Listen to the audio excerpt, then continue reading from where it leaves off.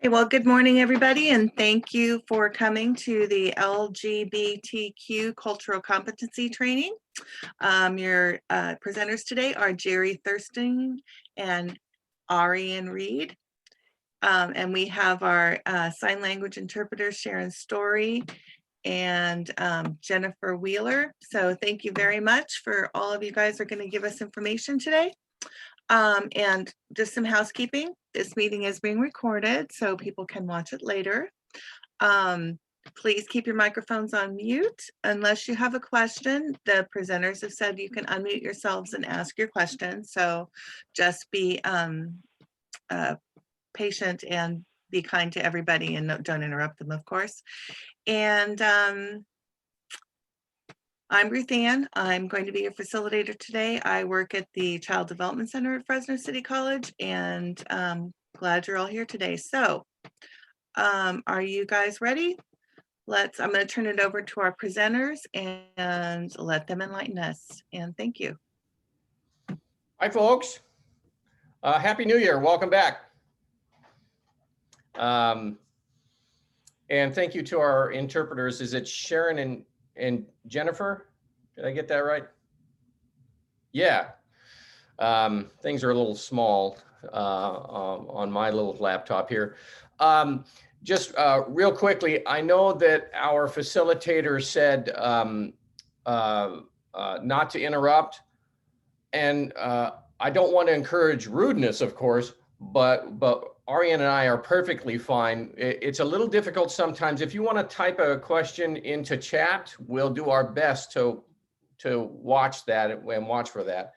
But at any time, if you want to unmute and say, hold on just a second, that last thing you said, or you have a comment or a question, that's okay with us, because we want you to be able to do that.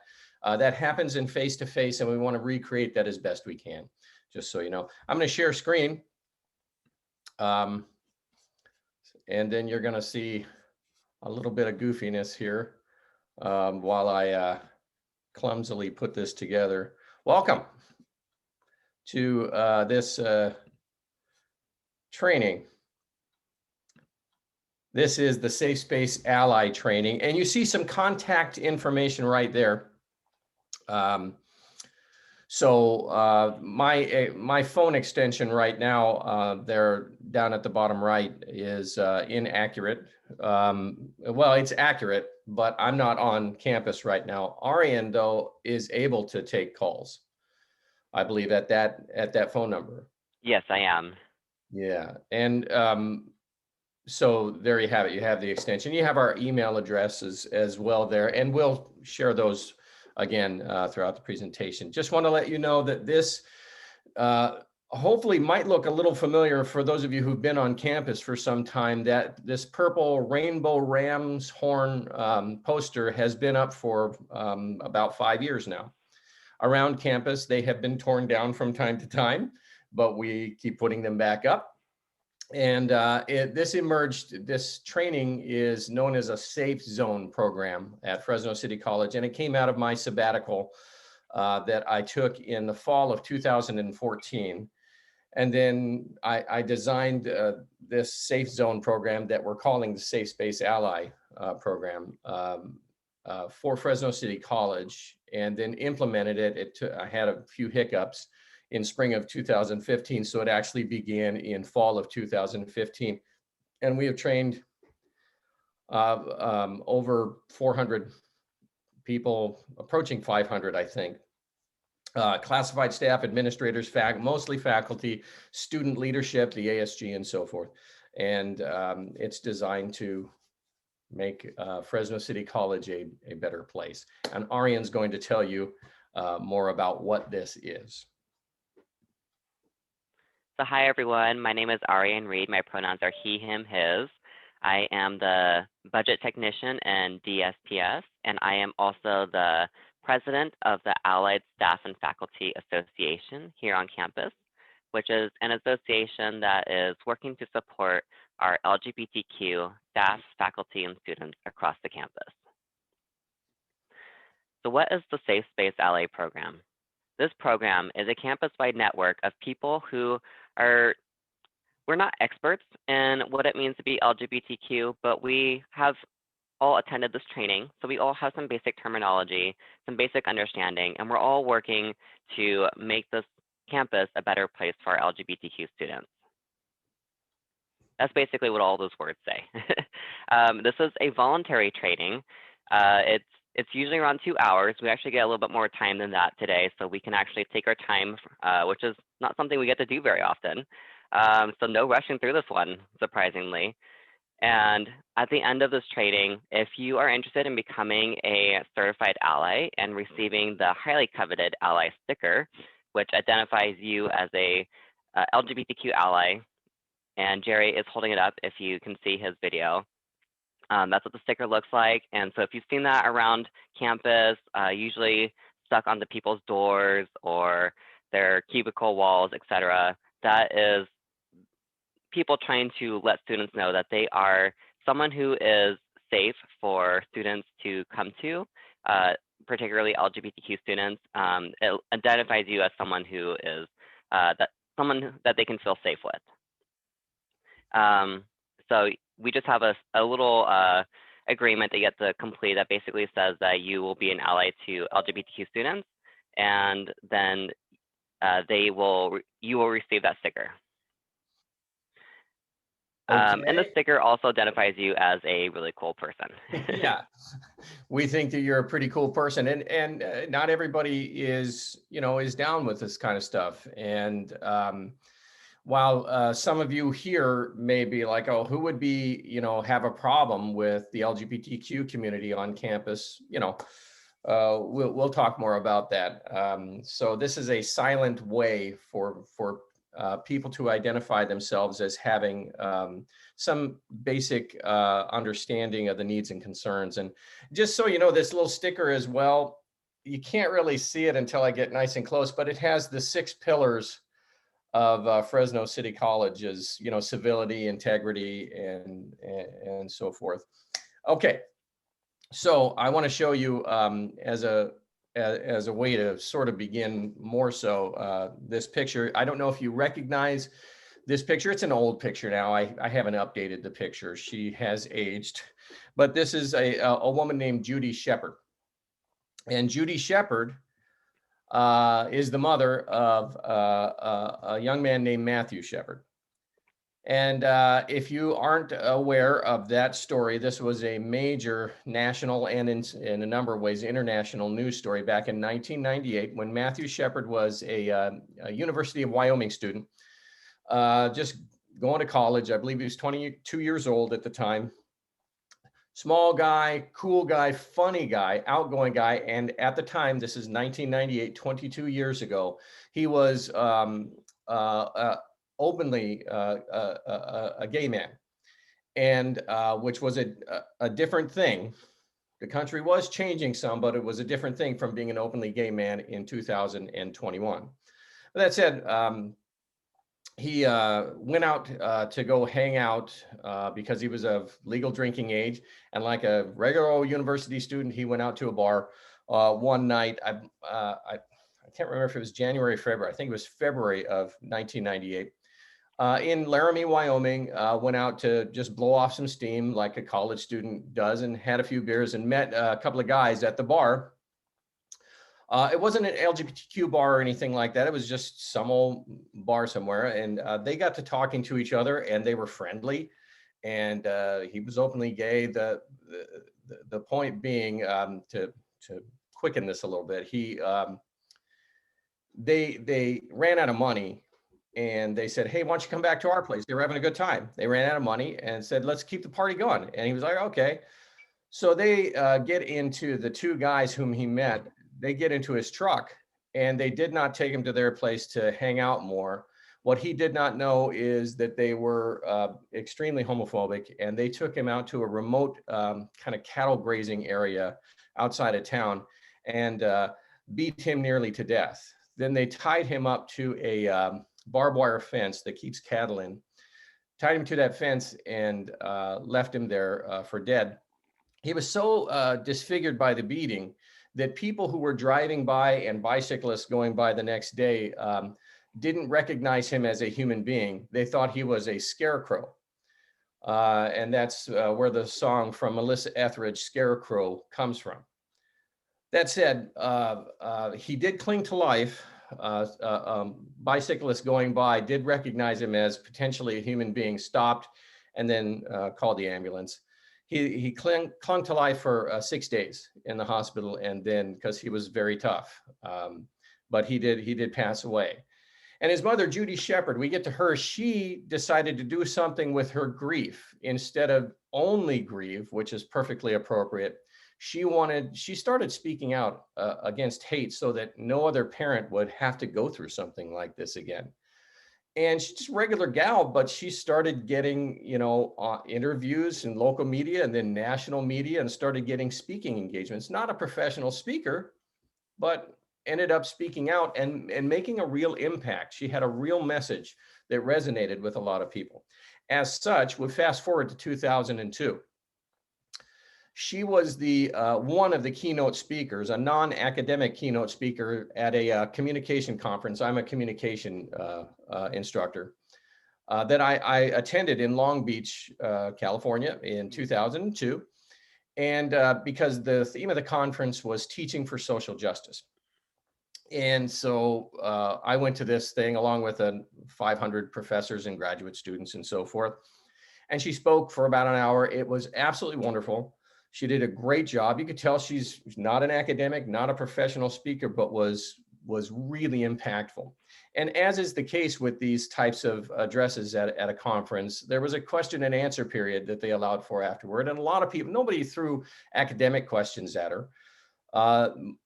People just one after another were standing up saying how much they admired what she was doing, how impactful it was, and how sad they were for what happened to her son and by proxy to her. Anyway, this one woman who was maybe 15 feet away from me, a professor at Long Beach State of communication, she stood up and said basically the same stuff everyone else was saying, but then she said, but I do have to take issue with something. You keep saying that your son was killed because he was gay. Because he was gay. She said, I disagree with you. And a lot of us in the audience were like, God, come on, don't mess with her. Don't question her. But she was trying to make a point about language, because we're communication people, and how it positions us to understand, how it positions us to frame things.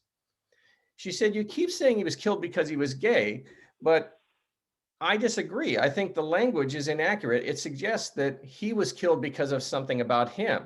She said, I don't think he was killed because of something about him. I think he was killed because his murderers were sexual supremacists.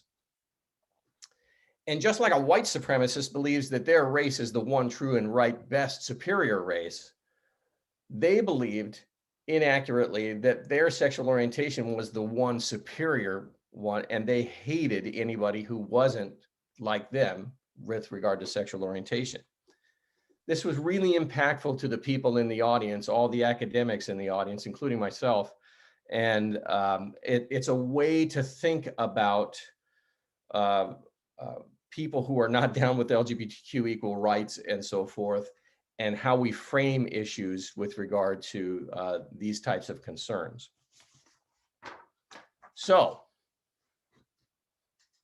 next, we ask this question.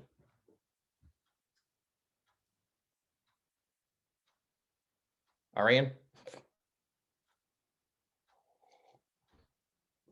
Oh, I think Ariane might be frozen. Are you frozen, Ariane? I'll take this one until Ariane is able to return. Yeah, I had to get out. Ariane, I believe, is living in the mountains, or in foothills or mountains, and sometimes this happens. So I'll take this one. Do we even need a safe space program? This was the question that was asked of me while I was on my sabbatical, or when I was putting my proposal together and doing the research for it. People all across Fresno City College campus said, same-sex marriage is legal now. We don't even need this. We see young women holding hands and nobody's murdering them on campus. Why do we even need a program like this? And it was a real struggle to get people to understand. Well, just so you know, still to this day, Fresno in specific and the Central Valley consistently rate below average on the Human Rights Campaign's annual Municipal Equality Index.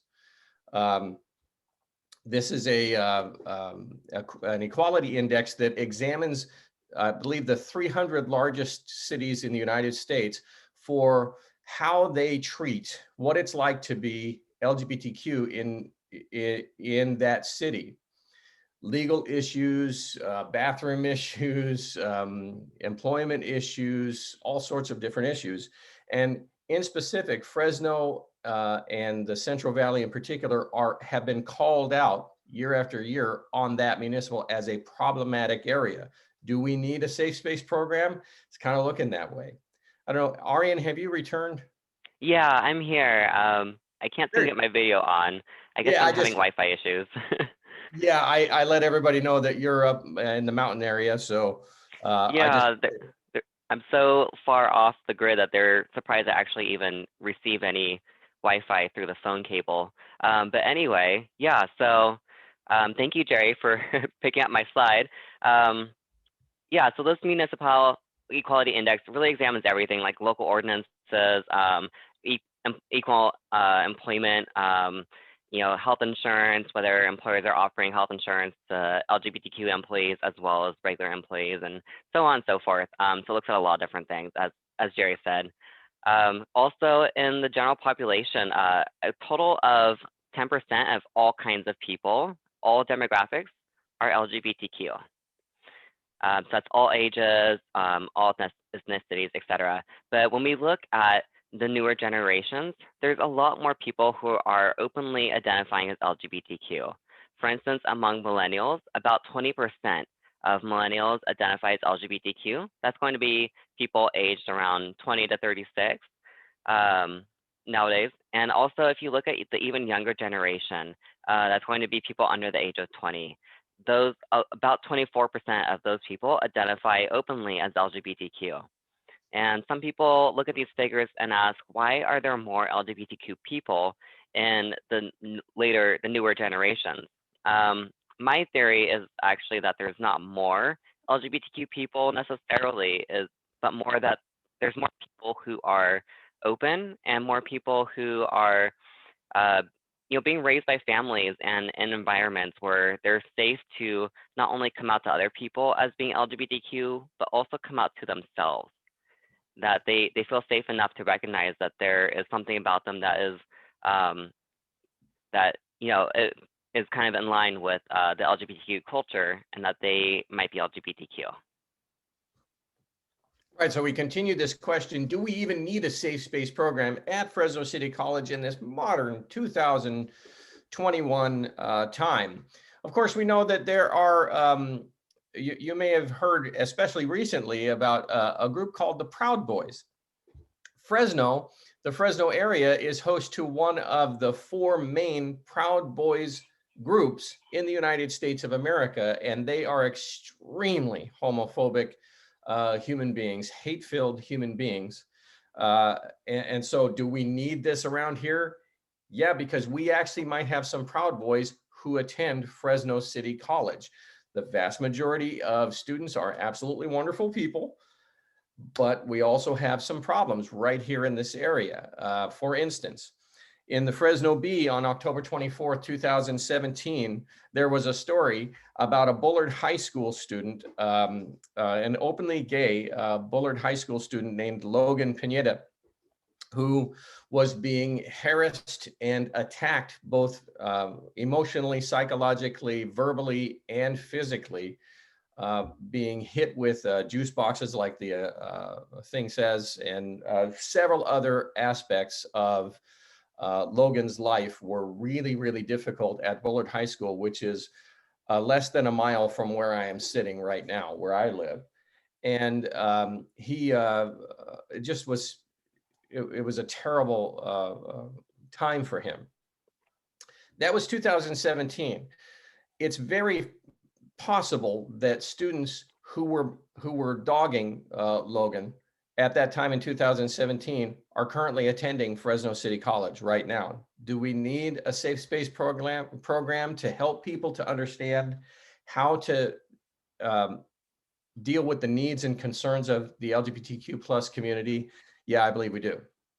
Furthermore, one more example from my personal experience at Fresno City College in 2018, spring of 2018, young man named Alex came to my office. Wasn't one of my students, just showed up because somebody let him know that I was a person who worked on issues like this on campus. And Alex said, I need a place to go to the bathroom, because Alex was wearing a skirt and makeup and a spaghetti strap top and high heels. And was, no matter what bathroom he went into, female bathroom, gender specific bathroom, the masculine bathroom, masculine assigned bathroom, he was getting hassled over and over and threatened.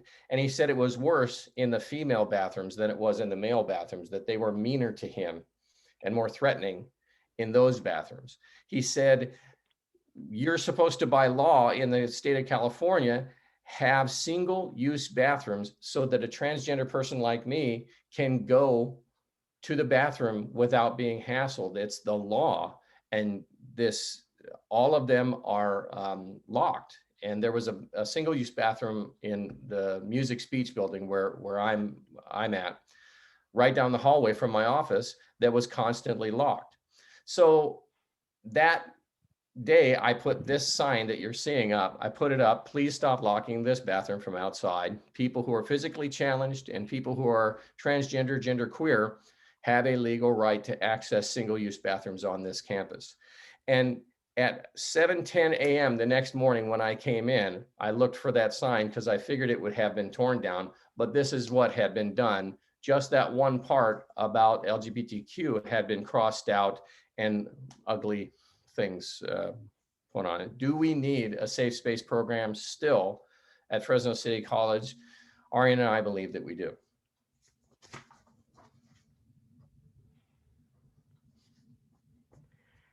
So there is a high rate of suicide among people who are LGBTQ, but just because we are LGBTQ does not mean we are suicidal. The reason for the high rates of suicide is a lot of environmental factors, typically, how we're being treated by people around us in the classroom, at home, at work, etc. In a lot of cases, we tend to be alienated and isolated for being LGBTQ because of homophobic and transphobic environmental factors. And so being isolated and alienated can lead to things like suicide ideation. It's one of the things that can lead to that. Though a lot of it from the people that I know has been environmental factors, namely family, friends, work, school, etc. So Yes. that's what we're here to do is to improve at least the place where they go to school. Yeah, the idea behind a program like this is to, and I have lots of experience with this, is having people who are being mistreated or who are simply misunderstood because of innocent, unintentional ignorance.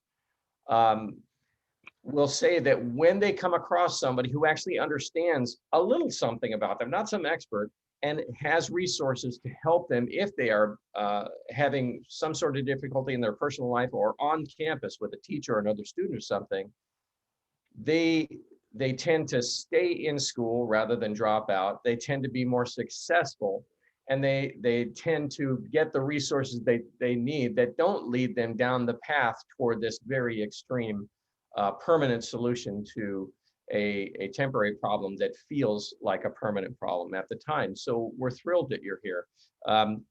Many of you have likely seen these, and we want to make the point that many of you are very likely aware that equal does not necessarily mean equity or equitable, right? So you've likely seen images like this or this very image. What we are trying to do is have a more equitable Fresno City College campus environment with regard specifically to everybody, of course, but with regard to LGBTQ plus our population, the people who visit this campus, the students who go here, the faculty classified and administrators who are LGBTQ plus and so forth. So what this training that you're getting will allow you to just have a little bit better understanding, if you don't already have a lot of understanding on how to serve this campus population. Now I want to ask my colleague Arian. I should have asked Arian, do you think we should play the video first, or now, or way later? I kind of prefer to do it later just because there's a lot of terms that the students use in that video that we haven't covered yet. Okay, thank you. Sorry, everybody. I should have asked Arian that beforehand, but I didn't. So, all right. I think we can forgive you, Jerry. Thank you very much. All right, we're going to go over some terminology. It's not everyone's, funnest moment of our presentation, but it is very necessary. You would be surprised how many people don't know a lot of these words. And a lot of people don't even know what LGBTQ stands for, which is totally fine. If you don't, LGBTQ stands for lesbian, gay, bisexual, transgender, and queer, or sometimes questioning. So we're going to go over all of those terms right now. So in regards to gender, I don't know why we have this word on the gender identity slide. I need to fix that. But I think because queer it's a very open term. It's a huge umbrella term. It can mean a lot of different things. But it is typically used for sexual orientation. So at some point I will move that to the correct slide. But yeah, like I said, it's a huge umbrella term. It was seen as a derogatory term once upon a time, and to a lot of people, it still feels that way. So if you're not LGBTQ, I don't recommend using this word because this word is a word that has been reclaimed by members of the LGBTQ community. So we use it to refer to ourselves. But I wouldn't necessarily use it if you are not LGBTQ yourself in your daily life, just to help you avoid any potential microaggressions.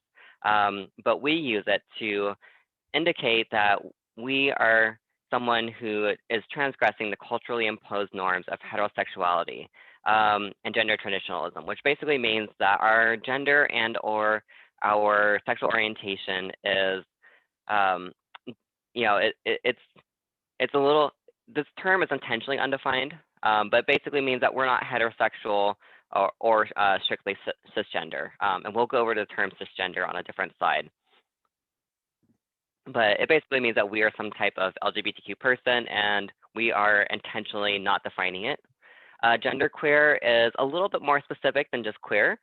This one, queer tends to be used more towards sexual orientation to indicate a difference of sexual orientation. Whereas genderqueer is a term that we use specifically to indicate that our gender transgresses the culturally imposed norms of the binary, which is that there are male versus female gender identities and that everyone must fit into that. But a genderqueer person does not fit into that. A genderqueer person is someone who is going to identify as both male and female, or neither, or more of one than the other, etc. Transgender is a umbrella term itself. It's a smaller umbrella. Under this umbrella are two different types of transgender people. There's transgender men and transgender women. Transgender people are people whose gender identity and or gender expression, the way that they express their gender, differs from the sex that they were assigned at birth. So this can include someone who was born assigned to male at birth, meaning that they were born with male genitalia, and so the doctor said it's a boy. And so that child was raised within the culture of, in America, was raised according to the culture of boys, was dressed in blue, et cetera, et cetera. But this person probably, if they're identifying as a transgender woman, that means that as they grew older, they realized that they actually feel like they are a woman inside, and they may be wearing dresses or they may not, but inside they actually identify as a woman.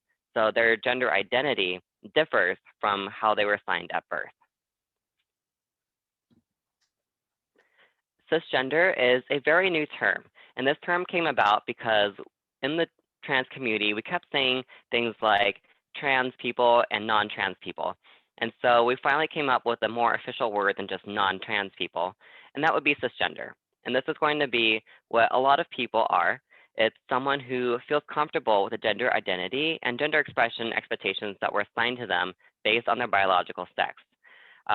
In other words, this is someone who was born, for instance, with female sex organs and identifies in life, later on throughout life, as a female, and not just because of any sort of ignorance in regards to the existence of trans people, but just because that's how they feel that they are. This is someone who may have been assigned female at birth, and then later on in life, really feels inside that she is a woman, without question. Yeah, and I'm going to jump in real quickly here. I'm a cisgender man, but if you're cisgender, I identify as a biological male. I identify as a man, and a lot of the the way I don't wear dresses and so forth, but I don't have any pride in that.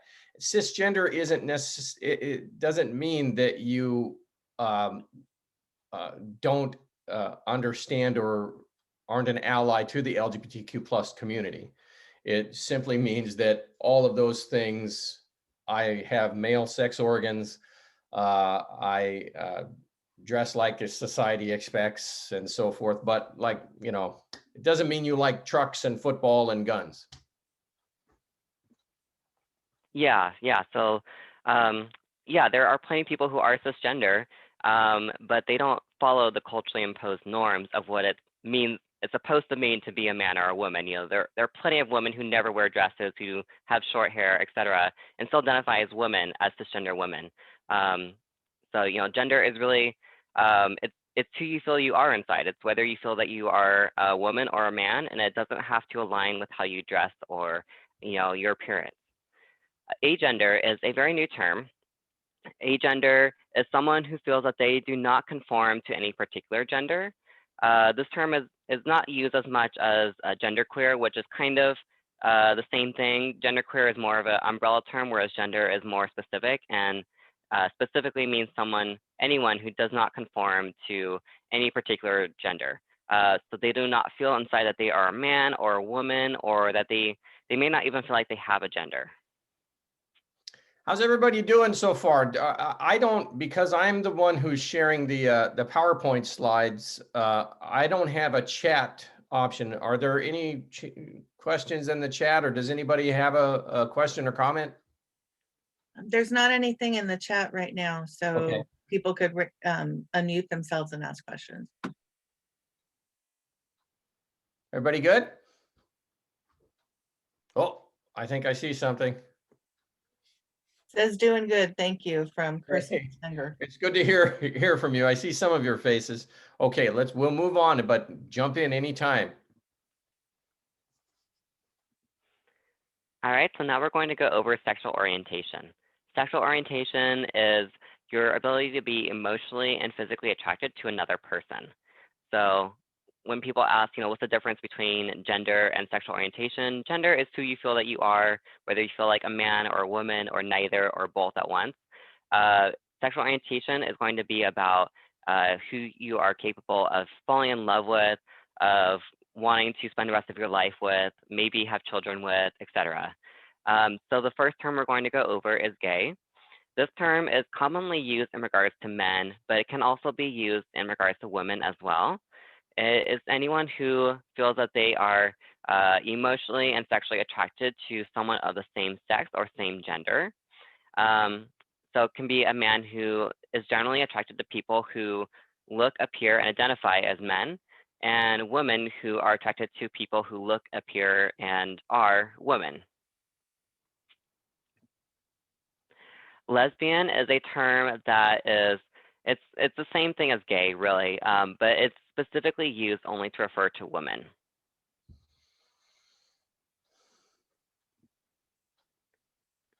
Bisexual is a term that is it's kind of similar to gay, but it's more open. So someone who is bisexual is someone who can be attracted to someone of the same sex or same gender, but it can also be someone who is attracted to people of opposite sex and gender. So, and there's usually not a 50-50 split between their preference. Sometimes, it's more of like a 30-70 or a 40-60, et cetera, versus, when it comes to their attraction of men versus women. And just because they generally prefer one over the other does not mean that they are limited to that preference. They might be attracted to, someone might be attracted to men only 10% of the time, but still completely capable of falling in love with someone within that 10%, and spending the rest of their life with that person, loving them very deeply, having children with them, etc. Pansexual is a pretty new term, and this term came about when people became more aware of the existence of trans people, because bisexual is a term that's generally meant to refer to someone who experiences attraction for people who look very much male or female, or identify strictly as male versus female. Pansexual came about because there are people who are capable of emotional and physical attraction to someone who may not look male or female and may not identify as male versus female. So this term is referred in reference to someone who is capable of attraction to all or many gender expressions. So they might be capable of attraction to men and women and trans people, or maybe just trans people and women, or maybe just trans people and men, or maybe just people who are genderqueer. It can mean a lot of different things. So that's why we say all or many gender expressions. Asexual is a person who does not experience the need to have sex with someone else. So it's someone who might be capable of romantic attraction, but does not generally experience much sexual attraction. So this is someone who is capable of having a relationship with someone and spending the rest of their life with that person, maybe adopting some kids with them or something, but is generally not interested in actually having sex with that person. Whereas there's also a term aromantic, which is not on this slide. But aromantic is kind of the opposite of asexual, where someone who is aromantic is not interested in having a romantic relationship, but they might be sexual. They might, have sex with people casually, but is unwilling to commit to a relationship, and usually feels that they just are not even capable of committing to a relationship. But sometimes people use the term asexual when they are actually trying to indicate that they are aromantic, because asexual is a much more widely used and known term, and they may not even know that the term aromantic exists, or they may choose for many reasons not to use it.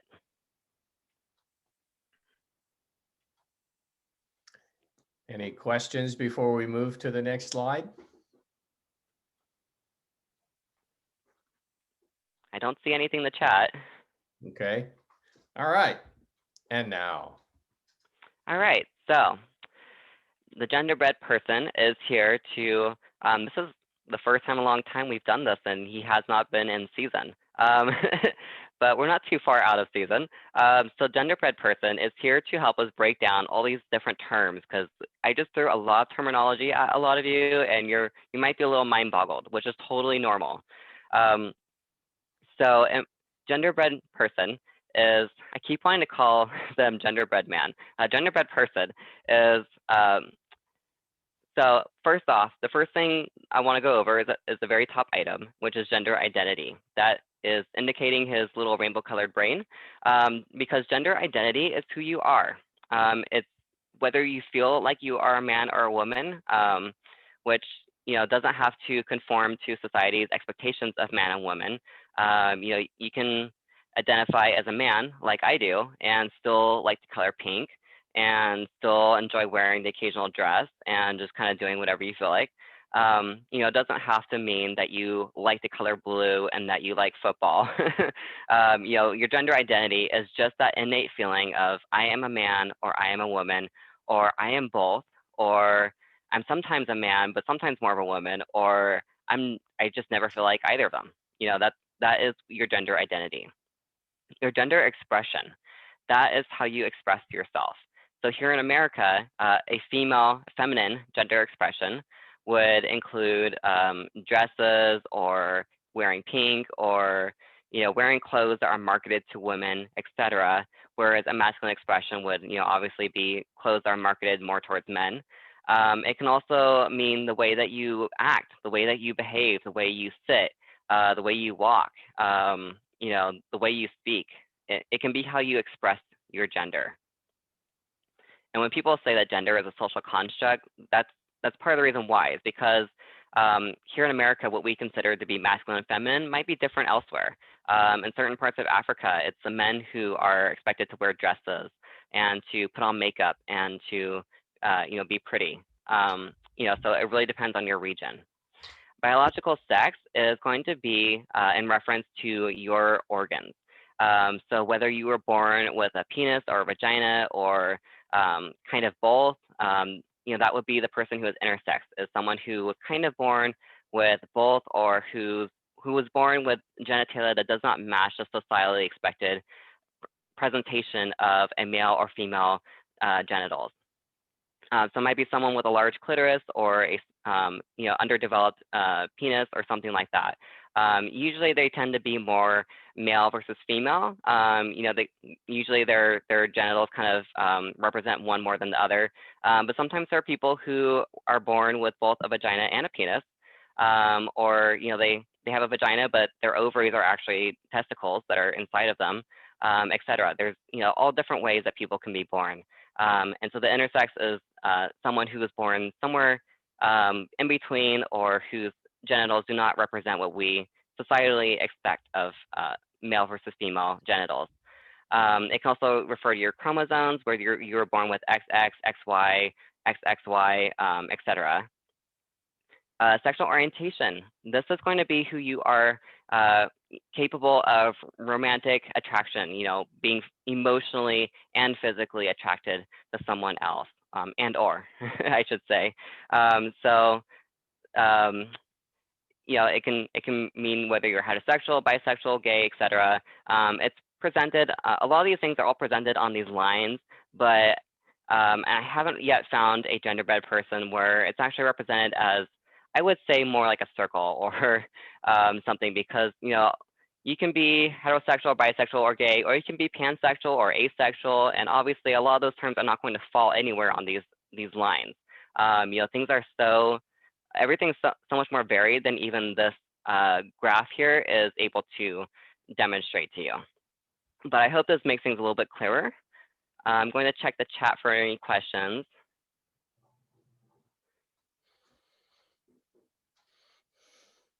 Someone asked, gender is socially constructed. Is queer studies the only discipline that deals specifically with LGBTQ thought? I would argue that queer studies should not be the only thing that deals with LGBTQ culture. I think that LGBTQ people, LGBTQ sexuality, etc., should all be mentioned in the appropriate subjects. So in human sexuality, there should be discussion of the different sexual orientations. It should not just be about heterosexual people. History should include discussions about LGBTQ people who made history, etc. So one of the things that I teach is interpersonal communication, relationship communication, and just as a normal, natural part of how I go about teaching, this sexual orientation and queer studies and so forth is worked through in examples, in test questions, in discussion boards, and all sorts of things. any other questions? Deanna has a question. She wants to know if she can video capture this image and use it. Yes. Sure. I think someone also, I think someone suggested that a little bit more explanation of socially constructed. He said that his question was answered. Oh, okay. Okay, cool. Cool. It's sort of related to the next slide, right? Someone asked, what is happening with changing gender on birth certificates? Biological gender is very important in the medical field as to diagnosing problems. Um, yeah, so that's an interesting thing. And that's why when I'm transgender, and that's why I haven't changed my birth certificate, because I was born female and that's historically accurate. So I don't want to change my historical documents. And that's why on my driver's license, even though I identify as a transgender man, I have it listed as the X, so that people understand that my gender and biological sex is not going to be what they might expect based on my appearance. But yeah, a lot of trans people, they felt intensely inside that they were trans their entire life. I felt that way. I always felt different. I knew I wasn't a girl or like the other girls, etc. And so a lot of people, they feel very, it's very disturbing to them that they were born in the wrong, biological sex, and that they were raised incorrectly based off of, the appearance of their genitals. And for a lot of us who choose to transition, our sex becomes complicated. When you get rid of your breast and you go on male hormones, your body is not strictly a female body anymore, but it's not necessarily a cisgender male body either. So I personally argue that biological sex is more than just male versus female versus intersex. I think it's male versus female versus intersex versus a whole kind of variance depending on what you do to it to take on different gender expressions. So that's a very, very complicated discussion to get into. But the reason for people being allowed to change the gender on their birth certificates is more to make them feel more at home in their own life and how they have felt since as early as they can remember about themselves. And it's about becoming more authentically our true selves and trying to represent that in every way that we can. And some people just find it very uncomfortable that their birth certificate represents the wrong gender. That's a really good question. It's one I've had a whole lot of questions, and I have never had that one. That's a complicated question that I need to do a bit more reading to understand the implications from let's say a medical professional's standpoint, so that I have a better understanding of how to answer a question like that for myself. And if it comes Yeah, up. I don't think that the birth certificate necessarily would cause medical problems. It's because your birth certificate does not determine what you are listed how your gender is listed when you go to the doctor's office. You can tell them, my sex is this, my sex is that, etc. And unfortunately, they don't record gender; they only record sex. And so, when you want to be, at least at Kaiser, if you want to be gendered as male, for instance, you have to list your sex as male, which is incorrect, because a lot of people are then going to assume that you're cis male. So, for instance, when I see the doctor, I have to manually tell my doctor, hey, I need a pap smear, because I still have a uterus, things like that. But at the same time, I do want to be gendered as male. I want to be called Mr. Reed. So unfortunately, it is, they try to oversimplify it when they really should allow us to list our gender, our sex, and our pronouns as all separate things, so that they can understand that our gender is male, but we were born female, and so we tend to have health problems that are related to both, because we're on probably male hormones. A lot of trans people are, and we may or may not have one or more surgeries, but our body was originally female. So the birth certificate does not determine any of those things. Because when you go to the doctor's office, when you enroll, you tell them what your sex is. Your birth certificate does not generally tell people. They don't usually ask for that. I think it's important maybe to point out, in looking at this slide that you're seeing and hearing Aryan talk, about this and the complicatedness of all of this is that what people do is a very natural thing. We're sense-making creatures. We need to make sense of things, and oftentimes we need to label them and put them in boxes. And oftentimes that's a survival thing, or just we try to make sense of our world to understand it better.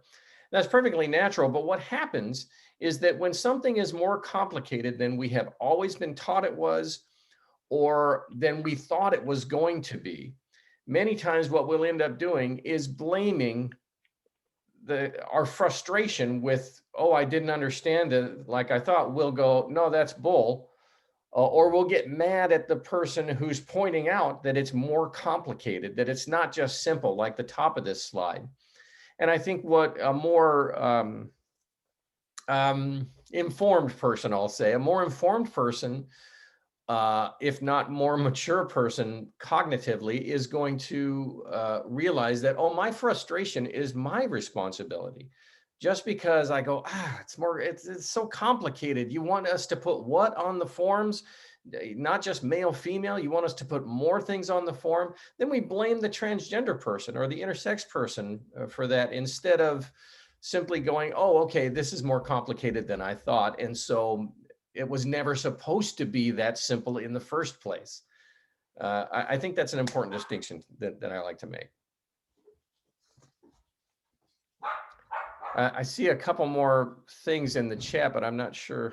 I have to click a couple of things just to get to the chat. Cheryl Nichols, I'm sorry, can I read them for you, or do you want to? Yeah, go ahead. Okay. No, there was just a information more than a question, but it's very good. There have been some diagnoses that have been missed because they did not consider they were biologically female because they were listed as male. There needs to be better clarity, particularly in the medical field where we need the whole picture to treat the whole person. Exactly. I completely agree. Yeah, trans people should not have to be constantly reminding our medical professionals that, we are, both male and female, in a sense. I, for instance, have to, go through regular tests to make sure that like my testosterone isn't too high, make sure that's not, because testosterone and causes me to be prone to a lot of the conditions that men are prone to, because testosterone changes your blood composition and can increase your metabolism, your heart rate, your blood pressure, all sorts of things. And so the things that are common to men are also common to a trans man who is on male hormones.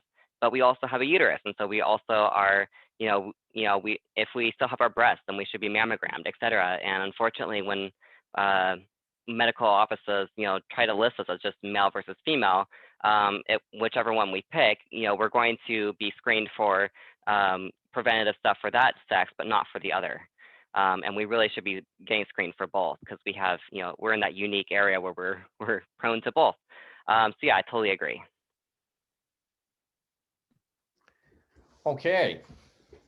So a little bit more terminology. I had to mute myself. My wife is getting ready to take our puppy dog on a walk, and he's very excited. So he was barking a little. Hopefully, I think they're gone now. All right. Whoops. So a little bit more terminology that I'm going to take on here with regard to understanding a little bit more about how people think and how things can be framed. There's a term that binarism, as you can see there. And binarism is seeing things like that previous slide, the top of that previous slide, putting gender into strictly two categories: masculine, feminine, male, female, and refusing to acknowledge genders outside of male and female. And some people are openly and explicitly binaristic in their thinking and their perceptions. Like my father is a good enough guy, but he just thinks that all of this socially constructed gender and so forth is bunk. He says people are born male or female and you're all deluded. I tend to disagree with him about that. He's very binaristic, but he's explicitly. There are other people who approach things binaristically and don't realize that they are being binaristic in the questions that they ask people, the assumptions that they make, in the way that they communicate to folks. And so we have to look at our own culture and go, well, I basically probably marinated in a culture that just assumes binarism, that things are much more simple than they actually are. And so we can look as people who are allies, trying to understand, well, where is my binaristic thinking and assumption, and can I start to root that out? Doesn't mean you suck as a human being or anything like that. Simply means, oh, you find out, well, that's kind of a binaristic way of thinking. I should maybe adjust that some. Yeah, so binarism, just as an example, would be if you were giving like a hypothetical example in your class, and you say, someone does something, he or she, blah, blah, blah. When you say he or she, that is very binaristic. That is you saying that gender can only be male versus female, and ignoring the existence of people who do not identify as one or the other or as either. Yeah, and you could even say that binaristically, when I said my wife just now is going to take our puppy dog on a walk, I could just as easily have said my partner. And that would linguistically be a bit less binary. I mean, it's the truth. She is my wife. She's also my life partner. And so, I always think about that. Should I have said the word wife? When I'm in class and I'm making an example about relationships and so forth, I often don't say, well, when a husband is talking to his wife, oftentimes I'll say, well, when relational partners are talking to one another and they're in conflict with one another, so that I am not unintentionally binaristic, so that the LGBTQ students in my class don't feel invisible, so that they are included in the instructions, so that they're part of our community as well, simply because they are part of our community. Another term that's got several syllables, heteronormative. And to be heteronormative is to have the belief that heterosexuality is the norm, and that sex, gender, sexuality, and gender roles all align. So and all of these you'll see on this slide, all of these terms work in concert together, and kind of all are coming from the same sort of perspective. There is just male, there is just female, there's masculine and feminine, and so forth. Erasure is born of this way of thinking. Actually, can I interject real quick? Yeah, please do. And just to give an example of heteronormativity, because it's kind of a big word, it's a mouthful. So in my own family, I have a cousin who is a trans woman, and during her transition, she chose to have the surgery done where they turn the penis into a vagina. And so someone in my family commented that why would she bother going through that procedure if she's just going to marry a woman? Isn't the whole point of having a vagina to put something in it? That's a very heteronormative assumption. It's kind of common, among a lot of people. We think that just because someone identifies as a woman, that must mean that they are heterosexual, and therefore they must be attracted to men. And that the whole point of having a vagina is to have sex with men. That's a very, an example of a very heteronormative thinking. And this person, identifies as a progressive person, and just didn't realize that they were being heteronormative when they made that comment and when they, had that thinking. That's such a great example of it.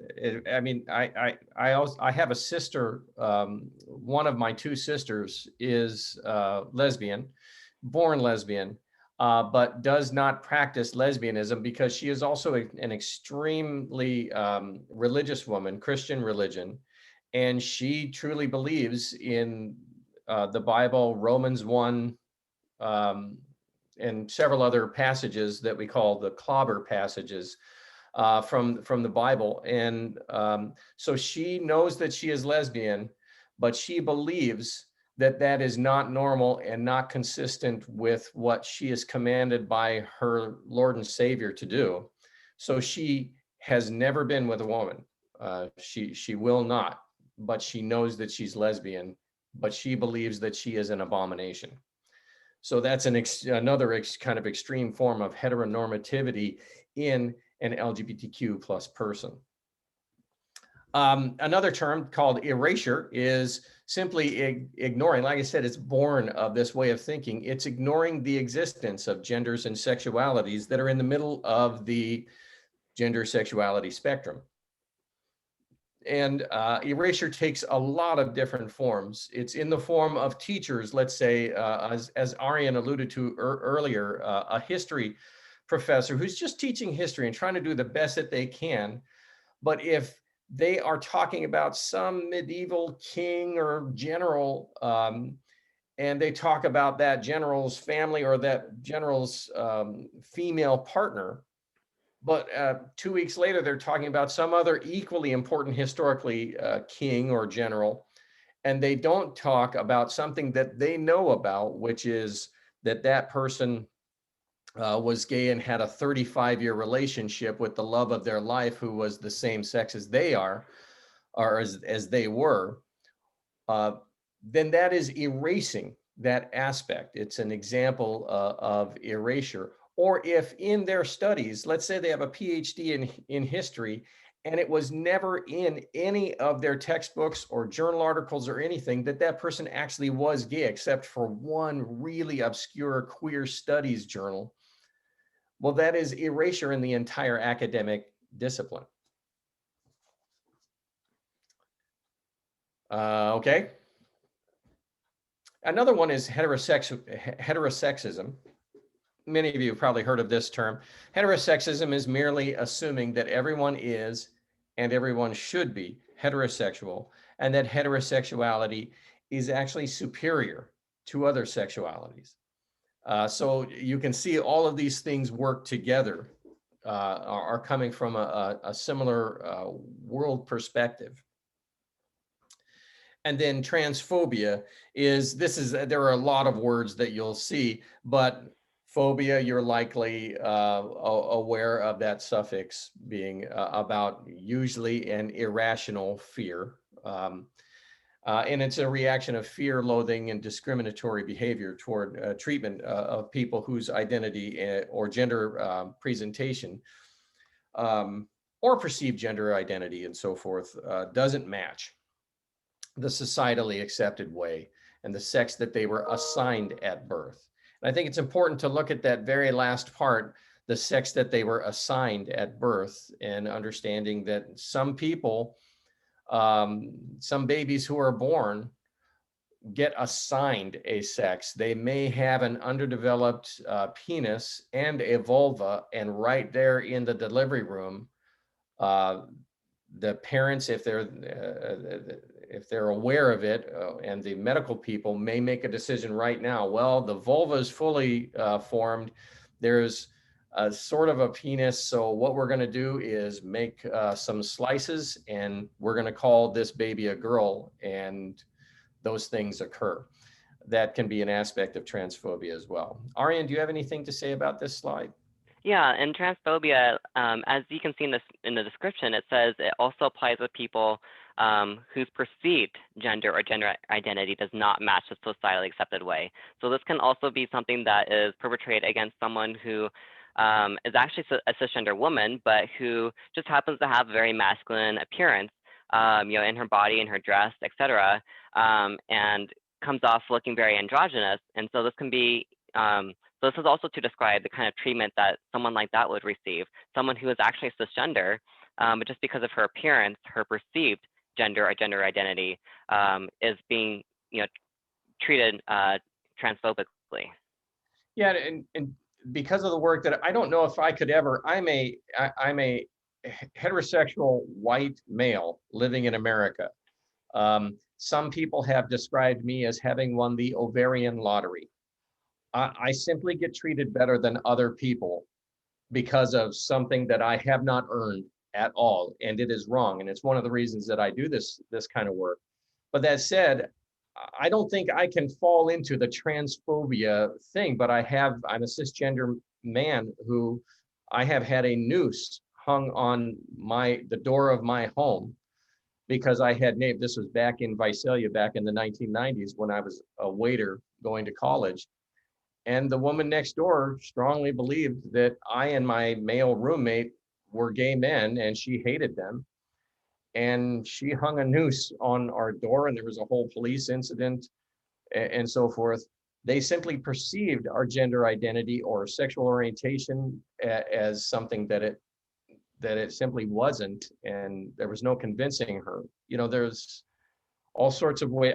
I simply, because I do this kind of work, people have automatically assumed, oh, that must be a gay man. Some of you in this may have thought that at the beginning of this presentation until I outed myself as hetero. Yeah, and that's a great example of homophobia. And I'm sorry you went through that, Jerry. But yeah, it is a great example of homophobia against someone who is just perceived to be homosexual and actually in reality isn't. But yeah, that's a very common experience of, unfortunately, far too many men who are or are perceived to be homosexual. How's everybody doing? Good? Yeah, I don't see anything new in the chat. Cool. All So- right, is this my slide? No, this one's mine. Okay. This has my name. If you want it, you can have it. No, I'm good. So we ask ourselves sort of where the rubber meets the road. We have a video we're going to play in a little bit, but this is a training. You've gotten a lot of terminology and so forth.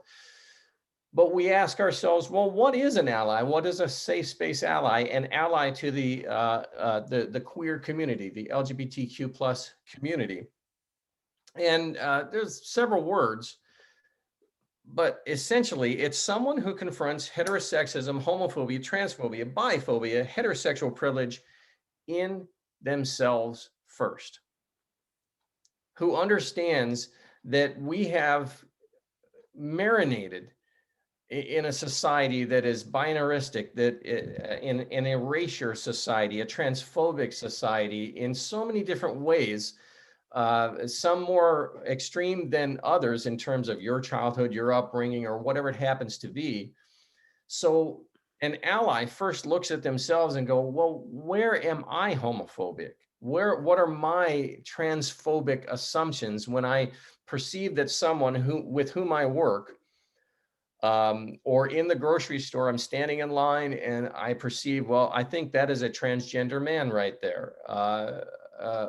What are the thoughts and perceptions and assumptions that you may have?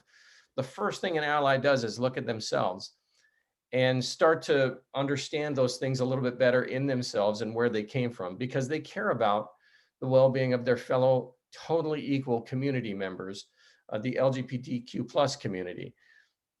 And they see heterosexism as a social justice issue. And so we ask, what can an ally be doing? What are some basic things that someone who wants to serve their fellow students, their fellow faculty members, their fellow community members better than maybe they have in the past? Well, one thing we can do is to avoid all kinds of different assumptions that are born of that marinating in assumptions about sexual orientation and biological sex. So we can avoid the assumption about sex and gender identity simply from appearance. Arian has alluded to this quite a bit. You can't tell a person's sex or their gender identity from their appearance. I will do this sometimes when I'm face to face, but I will do this in class. I ask my students, well, what's my sex? What's my biological sex? And students automatically say, well, you're a male. And I go, how do you know? They go, well, look at you.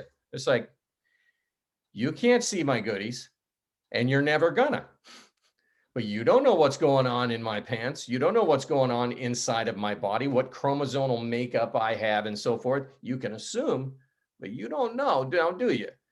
And a number of them, have to grapple with that. So it's very easy to try to make sense of somebody very quickly and go, that is a man, that is a woman, and so forth. An ally is a type of person who doesn't automatically jump to that assumption. An ally is also someone who avoids the assumption that an LGBTQ person might have all along been attracted to them. If somebody comes out to you, this is something that still happens. If somebody comes out to you, let's say you're happen to be a biological female, and a female friend of yours comes out to you at lunch or something like that and says, well, I'm lesbian. I don't know if you know that about me. And let's say you didn't know it about them. A lot of people, when that happens, automatically go, okay, so have you been hot for me all along? That is not necessarily the case. It could be, I guess, but oftentimes it's just an assumption that you should not make. Everybody on the planet Earth has certain types that they are more attracted to than others. And just because someone is lesbian doesn't mean they're attracted to every female on the planet Earth, including you. When an ally is somebody who avoids assumptions linguistically as well. So what an ally does is uses inclusive language that doesn't assume heterosexuality or the cisgenderness of someone. You're getting to know someone. One example is, let's say you're getting to know somebody who just got hired or something, or a student has come to your office. I guess it might be inappropriate to ask this, but well, either way, you might look at some guy and say, you know, so do you have a girlfriend? I don't see a ring on your finger. Do you have a girlfriend? Well, that's an assumption that that person is interested in females anyway, or only females as well. If you want to get to know someone and you want to ask them sort of a personal self-disclosure question about their romantic life for some reason, it can simply be put differently. If it's appropriate for you to ask that question at that point, you could say something like, so are you involved with somebody romantically? And that is being more inclusive so that you don't automatically assume heterosexuality. And an ally respects the confidentiality of someone. If somebody comes out to you, if they are transgender man and they happen to suggest that, or they are gay and they come out to you, or you just happen to find out, that doesn't mean you now have permission to broadcast that to other people. Respecting confidentiality is incredibly important in many, many different ways. Good. An ally is also somebody who actually speaks up. This is not easy. We're going to give some tips on how to do that a little bit later, but an ally is somebody who speaks out against anti-LGBTQ plus comments, jokes, memes on social media, whatever it happens to be.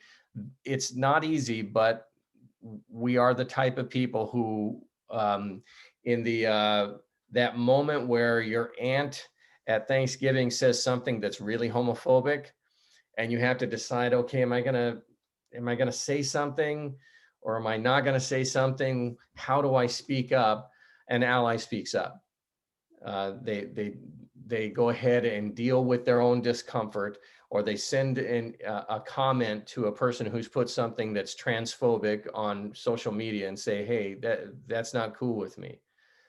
They're not the type of person who goes, oh, that's going to make other people uncomfortable, or they're going to be mad at me. That may be the case, but an ally is somebody who makes the choice to say it's too important. This is a social justice issue. Allies are active as well. They're the types of people who, even if they aren't a member of the LGBTQ plus demographic, they go to trainings like the one that you're in right now. They put up the sticker that they have. They may have a rainbow sticker on their car, and yes, somebody might think you're gay. Oh no. They go to the Real Pride Film Festival every September in the city of Fresno, especially once we're back, face to face again after the pandemic is over, hopefully. They go to pride parades and go to films about people who are having same-sex relationships or something like that. They are actively involved. They don't just look from the sideline and say, boy, I sure hope those people over there get equal rights someday. No, they're actually active. And an ally is the type of person who's not perfect and understands that and forgives themselves for that. If you goof, you can apologize. You're not expected to know every single thing just from a 2-hour training or some articles you may have read or whatever it happens to be, for goodness sakes. You're not perfect. You're not expected to be perfect. Arian and I like to say always, there is no expiration date on apologies. you know, if you said something that was born of your own assumption or something like that, and you identified as, oh crud, I realized that I said something that maybe might have made that person feel excluded. Well, you can go back and let the person know, hey, I'm really sorry. I said that. I goofed up. That was uncool of me. And I'll really try to be better about things like that in the future. It's a real tonic for people. I see something in the chat. Is there something we should be looking at here? It says, is there a digital way to identify ourselves as allies since we are online? One really quick, easy way to identify yourself as an ally in email is after your signature, put your pronouns. So for instance, my signature is Ariane Reed, and then directly underneath that says my pronouns are he, him, his. When you do that, you immediately identify yourself as someone who understands that gender is more complex than we realize, and that you cannot tell someone's gender based off of their name or their appearance or anything, even their voice, etc. That's a really great way to identify yourself. And also, like, anytime you go into a Zoom meeting and you have to introduce your name, or anywhere that you introduce your name, just say, my name is Ariane Reed and my pronouns are he, him, his. And that instantly identifies you as an LGBTQ ally. Yeah, and you can see that mine says Gerald Thurston, and I don't have my pronouns on this Zoom, and I'm not really sure why, and I'm not sure how to make that. I'll bet it's something, just a few clicks. It's probably pretty simple to do, but I have that on my automatic signature on every email I send. I have my pronouns in parentheses after my name, and I also have it on Canvas. It's, you just go to your profile on Canvas, and where you have your name, you just add your pronouns there if you want to. And like Ariane said, that automatically people who see that go, okay, that person is aware of some things. Very quick and easy thing to do. Good question. Other questions? We just got something more in the chat. Oh. Someone said, I can't even get my full name in my Zoom display, but thanks for the tip. Yeah, I've heard that for some reason, some Zooms don't do it. Like Ariane, on my screen right now, I see Ariane Reed, he/him, but I don't see his. So it's like, yeah, I only bother when it's, because Zoom only lets you see so much of a person's name. So right. he, Yeah. him is a pretty, solid understanding Right. Yeah. of what my pronouns are. But yeah, you can also, like, maybe, if you have a long name, you could also, maybe put your first name and then parentheses, he/him, and then your last name, so that it gets in there. They can see that. You could do that if you wanted to. Yeah. It's really up to you. And someone put in the chat, hey, just click on participants here. And having done so, I see that some of you in this meeting right now have your pronouns in there as well. And that is more important than you might imagine. Someone asked, I hope if we don't include pronouns, that doesn't automatically identify us as a non-ally. It kind of does, unfortunately. If you don't include your pronouns, then you kind of give the appearance that you are someone who might be ignorant of the complexity of gender. Because if you understand that gender is complex, then why not tell people what your pronouns are? Because we should not be making assumptions. That's the number one thing an ally does is we don't make assumptions. So when you don't provide your pronouns, you're basically asking people to make assumptions. So as an ally, that's not what you should be doing, because we now know better. We now know that we shouldn't be making assumptions. It's difficult too, because I've had some people say, well, I'm down with this, but I have colleagues or I have family members who are really going to dog me if I don't, and I'm just making a personal decision not to do that. And then I would respond to that kind of a dynamic with empathy and say, I'm sorry that's the situation you're in. I have family members who are that way as well, but I would refer to us all to the top of this slide and say, well, why is it that I'm so concerned? Like, I have another sister and my father, who still, even though I've been married for 16 years and had nothing but female romantic relationships throughout my life, they still think that I'm probably gay, but just hiding it. And I at some point had to go, you know what? I just, it's okay if you think I'm gay. I don't think there's anything wrong with someone being gay or trans or anything else. And so if you have a problem with it, that's your thing, but I'm going to be who I am. And so I have decided, even though you're not seeing them here because I haven't figured out how to do it, I'm kind of old and have some difficulty with technology on Zoom. I'm gonna interrupt you. I just did it. It's really easy. You can Oh, do yeah? it. You see the 3 dots in the upper right-hand corner of the little box? If you click on that, it gives you the option to rename. Whoops. You see that? Sorry, I'm having trouble finding my cursor. There we go. And then you do where? The 3 dots next to the mute button or the I got unmute it. button. There's a menu. It says rename is the 4th option. Wow, I don't have that. It's some probably Really? because you're screen sharing. We can, Oh, right. I can work on it with you, Jerry, after this. Yeah. Someone mentioned in the chat that they find it very comforting when their students add their pronouns.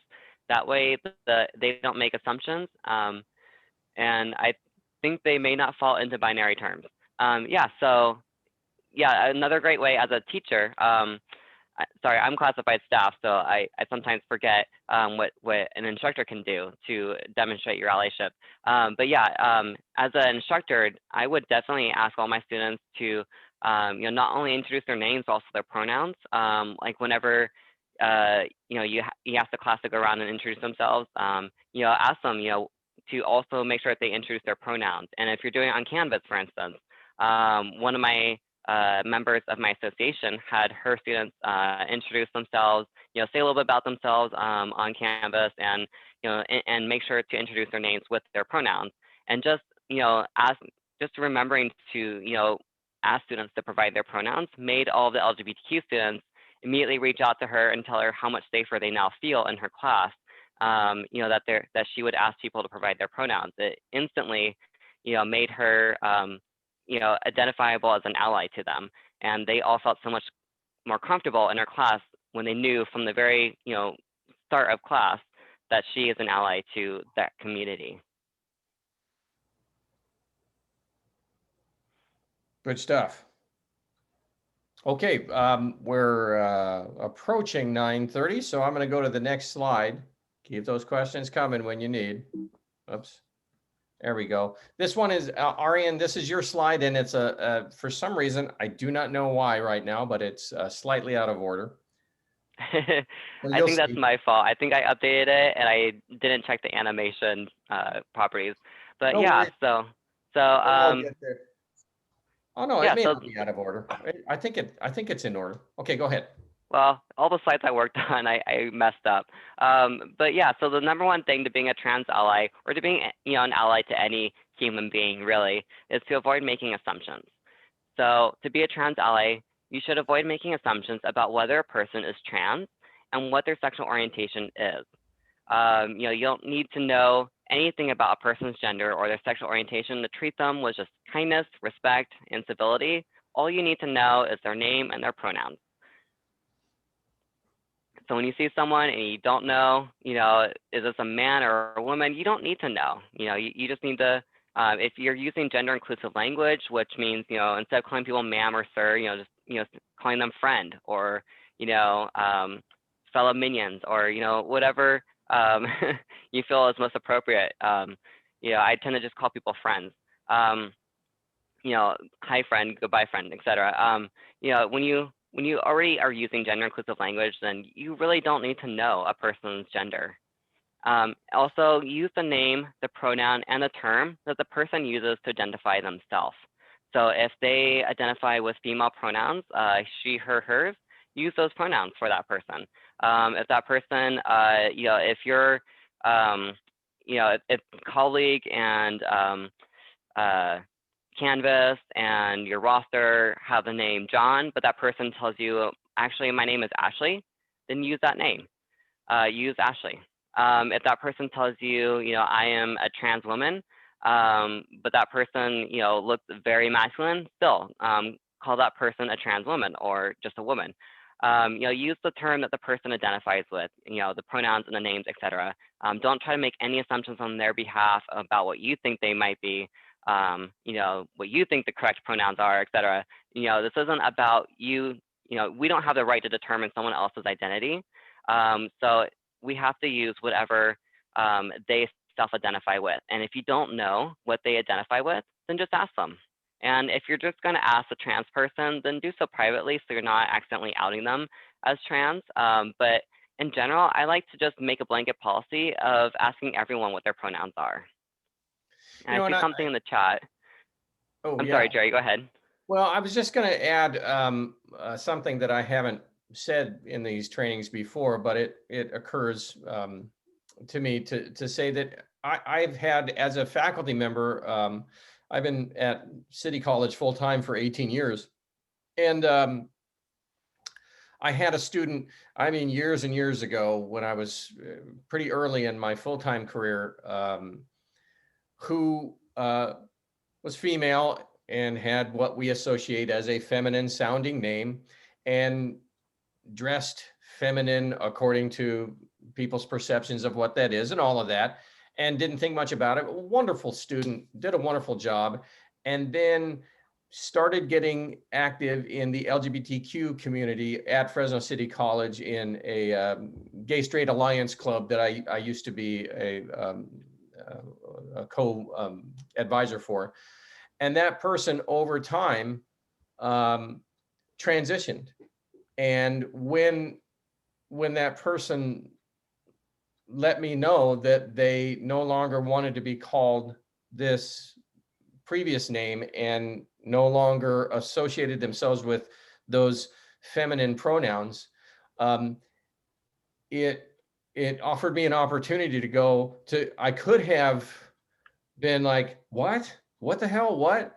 But because of the training that I'd had and because I've been doing this for a while, not because I'm awesome or anything like that, simply because I understood it a little bit better, I was just like, oh, okay. And that was it.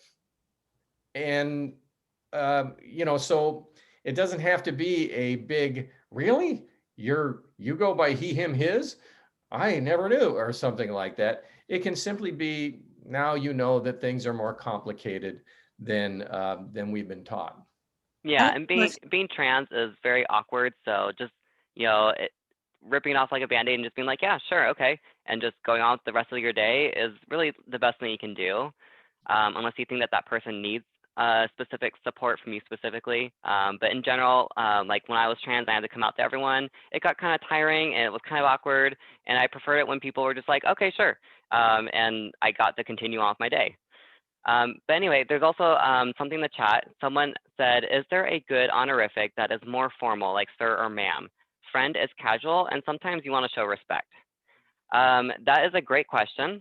In general, I don't use sir or ma'am. I just say hi, or can I help you? I just don't even use that term because, again, that's a very, those are binaristic terms, and that person you're referring to might not actually identify with that kind of term. I got ma'amed for so much longer than I wanted to be. So in general, we don't really need to be, labeling people ma'am or sir. We can just say hello. Can I help you? You really don't need that. You can also just, you can try to say the word you. Hey, you, is there anything you need? But like, yeah, so I revert to friend just because, it might sound casual, but I'm meaning as a term of respect. My husband would call his colleagues minions because he was the supervisor and he worked with a lot of, college students who are much younger than him. So, high school students, et cetera. So he would just call them, his minions. So it really depends on the, the setting, what you feel is most appropriate. You're welcome to invent your own terms. Some people enter a meeting of colleagues and say, hi, y'all. Some people just say, hi, all. Hi, everyone. When you're trying to refer to a specific person, that's it's a little more difficult because in English, we're still trying to come up with terms that are gender neutral. We unfortunately do have a very binaristic language that we are trying to dismantle. But feel welcome to use whatever you feel is most comfortable. I'm having a hard time thinking of something that's equivalent to sir or ma'am. I Jerry, think do you that- have anything? I agree. I tend to agree. I have moved away personally from, I don't use, I used to a long time ago say, hello, Mr. Hernandez, when it was a student of mine whose last name was Hernandez or something like that. I don't do that anymore, not because I'm necessarily being disrespectful, but I simply say, hello, Jaime. Or when it's a group of students, I say, good morning, intrepid scholars. Good morning, folks. Good morning, earthlings. I don't gender it, ladies and gentlemen, or things like that. But I respect the question with regard to an honorific, but I tend to see honorifics more like my partner has a PhD. And so people call her Dr. Blair. Because she has a PhD. So that's how I see honorifics. My colleagues who have PhDs, I'll call them, like one of my colleagues is Loretta Ramos. I call her Dr. Ramos as an honorific to acknowledge her degree. But beyond that, I don't use Mr., Ms., Mrs. anymore, or Miss, simply because I have made mistakes and been called on it before. And it's my choice not to do that. Well, I have a question regarding that. So I wonder if they're talking about something more written rather than verbal. In writing, you can use MX instead of Mr. or Mrs. Oh. In writing, I tend to just use hi all, but some people use y'all, such as someone mentioned in the chat. You can say hi everyone. If I accidentally start to say something like hi ladies and gentlemen, I then make sure to add and fellow human beings, something that's obviously gender neutral and targeted to people who are not strictly male versus female, as a way of kind of covering up my mistake. But yeah, feel free to get inventive and use whatever you are most comfortable using, and feel free to make up your own terms, because sometimes it might not sound as formal, but it sometimes it can be funny, and it makes people feel comfortable. Thank you. All right. The next one. Oh, yes, sorry. Yeah, so if you have any questions, of course, just ask us. A trans person's real name is the name that they tell you. It's not a trick or anything. You do not need to know the trans person's birth name or any their childhood nickname or any other kind of name. The name that they told you is their real name. That is the name that they identify with. And when you ask them, hey, what's your real name? What you are implying is that their name is not real, that their identity is not real. That it completely invalidates them as a person. So please avoid using that kind of language or asking about a previous name unless if you need for some reason to know their previous, like their legal name. If their legal name is different from the name that they're identifying with, ask them, what is your legal name? But if their legal name is the same name that they told you already, then you really don't need to know their birth name, unless you're helping them apply for a credit card loan or something like that, But most of the time we don't need to know that information. All you need to know is how they identify right now. What their name that they're using right now is, what their current pronouns, etc. So that you can refer to them correctly. And just because a person is transgender does not mean that they have had or that they even want hormones or surgery or vocal training or electrolysis or any of those kinds of procedures that go into what a lot of people feel that they need to do to make their body represent their true self inside. I see someone put something in the chat. Someone said, it's difficult when you have known someone since childhood and they change pronouns or names. I try, but I forget and then fall over myself apologizing. So when you do accidentally use the incorrect name, or the incorrect pronouns, just make it a real quick, just correct yourself really quick. Like if you accidentally say she when you should have said he, when you say she, just instantly say he and move on with the conversation. Don't make a big deal out of it, especially if you're in front of someone else. If someone else is within hearing distance, because if you stop and apologize and go, "Oh, I'm so sorry," and then correct yourself, it kind of calls attention to that mistake, and that can out the person to the people in the environment. And being trans, that's a very common mistake. A lot of the people who have known us for a long time, it's a mistake that they make all the time, and they don't mean to. And we know, most of us, we know you don't mean to. And so it kind of gets old over time with people stopping and apologizing and telling us how sorry they feel. It gets kind of old. It's something that we deal with on a daily basis. We just want to, move through this conversation and keep life going. We don't need to be stopped and also it's kind of inappropriate to make the trans person have to sit there and listen to your feelings and validating your feelings and feeling like they need to reassure you, because that's not really our job. We get misgendered all the time, and it's not our job to reassure people and to make other people feel better about themselves and their mistakes. It's your job to just correct yourself and move on and just keep trying and never stop trying.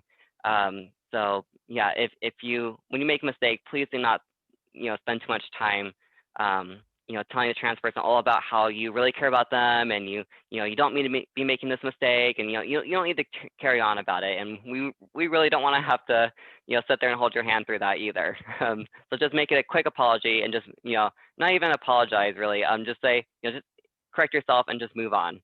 That's really the best way to do it. If you are making a lot of mistakes, then you might want to come to the person at like a separate time, in private, and just say, just let them know that you care about them and that you're trying and all that kind of stuff. But in the moment, just correct yourself and move on.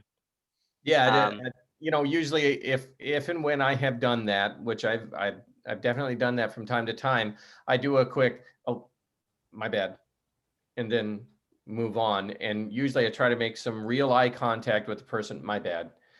And the vast majority of trans people, just like the vast majority of people, I believe, are halfway decent people and forgiving people. They're just like anybody else, and they're like, "Yeah, I get it," So something really quick, like "My bad, sorry about that," and then moving on really works. Yeah, you don't even need to use "my bad" a lot of the time. Sometimes you can just, she, he, and then move on, and just make it real quick. Just move on. And a lot of other people, they won't even, notice what happened.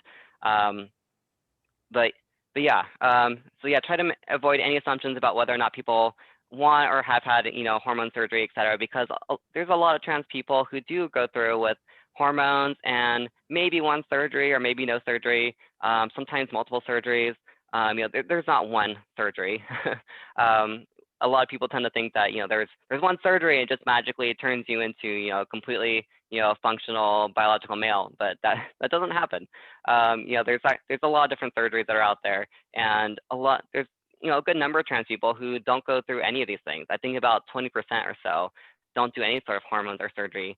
They're comfortable with the fact that their body is a little different from their gender, and they're totally cool with that.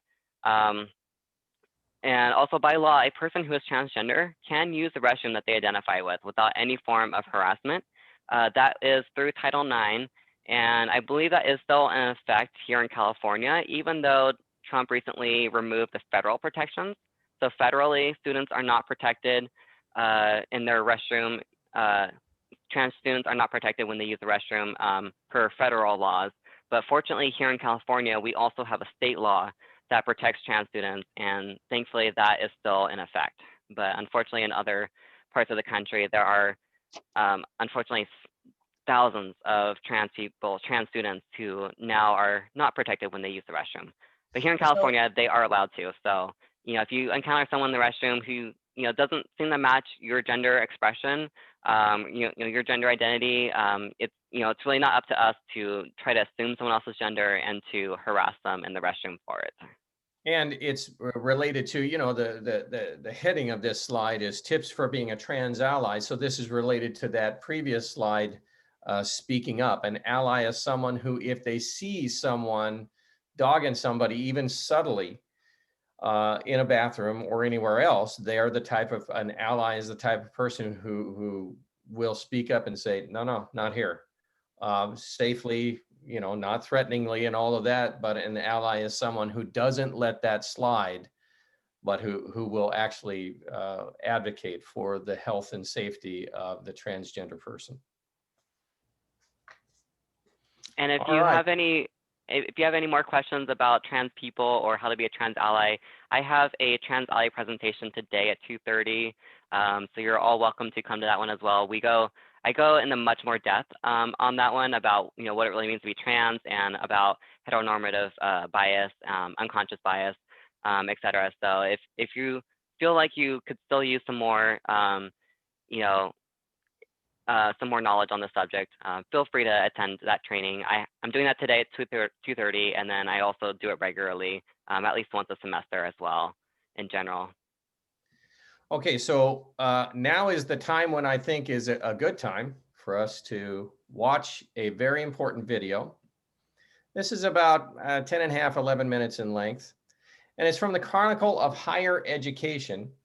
What they did was they simply asked college students around the country what it was like for them. And it's called Ask Me What LGBTQ Students Want Their Professors to Know. And so I'd like for you to just have a look at this video.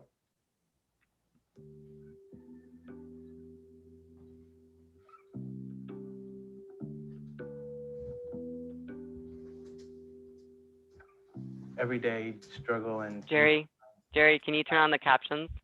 something might happen to you just Sorry, can you start it over and turn on the captions? Thank you. Okay, where is that again? Oh, right there. Click on the CC button. Yeah. How many times? There you go. Now we're cooking. Sorry about that, everyone. Yes, now we're good. Be right back.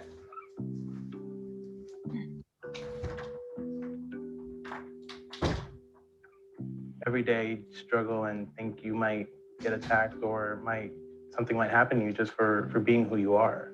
Especially when I'm nervous and worried about professors misgendering me or using my legal name in the classroom. And it kind of brought me to a place where I didn't want to speak up and I didn't want to be open anymore.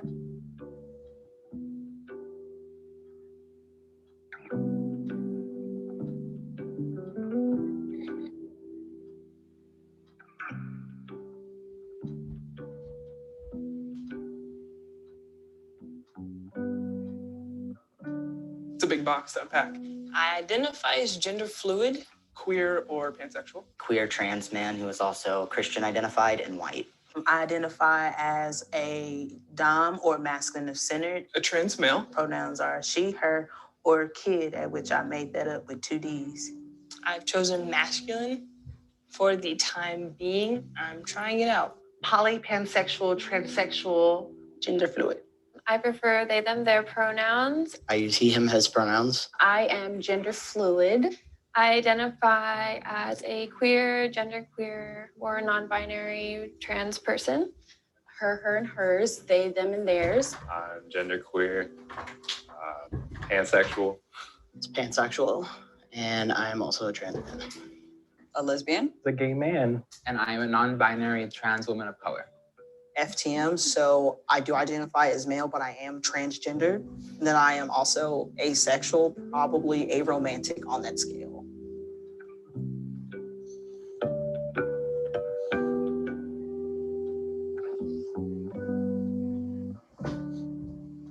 Preferred gender pronouns are a big thing. We are constantly worrying about being outed in classrooms, in counselors' offices. Our school isn't set up so that we have preferred names or preferred pronouns on a roster that a professor gets. So what do you prefer to be called, or what if you're masculine centered presenting, do you identify as trans or lesbian? Do you have a preferred gender pronoun? Getting your legal name changed is really hard or expensive to do, and it's really out of my budget. If someone who's trans doesn't email the professor beforehand and say, hey, I know this is what it says on your roster, but actually I prefer this. And so you're essentially coming out every semester. Before I had my legal name change was that before all the classes, I would end up emailing my professors and being like, can you call me this name? Can you use these pronouns? And if you don't email them beforehand, you have a really awkward situation on your hands when they call roll. Every day, it's scary to just be in class, not knowing what people are going to say. When my professors don't notice that I have a preferred name listed in the university registry, it can be very anxiety inducing to wonder, oh, what's going to happen on that first day of class when I'm outed? What are other students going to say? What is the teacher going to say? People need to know that if they sign up for certain gym classes, that they will be able to go into the space. It's best for them, and they need a system where people can get preferred names on their ID cards and being able to go into a classroom the first day knowing that your birth name will not be spoken. My school does not have a preferred name policy. So a lot of times I feel uncomfortable talking to teachers or other students, or even submitting assignments because it's not the name that I identify with. And some of them respected that and some of them didn't. And the ones who didn't, I immediately just totally checked out of their classes and just sort of did the bare minimum to pass. There have been classes that I've skipped intentionally because I don't feel safe going. There have been times where I've offered, I guess, a sort of different perspective on, normal gender role ideas and, that kind of thing. And it was kind of met with big backlash. Advisors sort of tried to make a safe space, but at the same time, I don't feel comfortable and supported to be myself in those situations. So sometimes when we're dealing with sensitive issues, I have trouble. A teacher misgendering me, like, oh, good morning, sir. Or, students passing me, what's up, man? Things of that nature. Before I came out as gender fluid, completely misgendered. But when I encompassed the gender fluid, it made it easier for me. So I felt like I kind of like recoiled, and I couldn't thrive, or I couldn't be as successful in that environment as I wanted to be.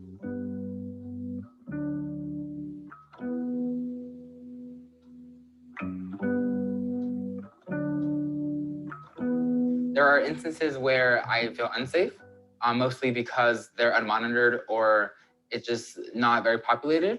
And I feel that there is an easy chance for me to be targeted as a trans person. If it's just a simple thing about using the women's bathroom. One of our students is a trans female, and she actually was escorted out of one of our bathrooms by a security guard. As soon as I walk in there, I get stares, and it's hard for me to stare off those stares and, counteract anything that they say or that they do. So constantly at school, I am forced to think about the necessities of my own well-being versus thinking about my classroom and what I should be studying. Anybody on the scale of fluidity with their gender, they need to be able to go into the bathroom that they're most comfortable with, and no one should be able to be harassed or removed by security. I've lived in all women's dorms, and being the only guy in a women's dorm is kind of awkward. I'm fortunate enough to be able to switch it on and off in a way that I can dress the way I want in safe places and then dress how I need to when I can. When I am trying to concentrate in class, but I'm trying to also map out how I can get to the restroom while being safe. There should be family bathrooms for anyone to be able to use the bathroom. We're just going to the bathroom,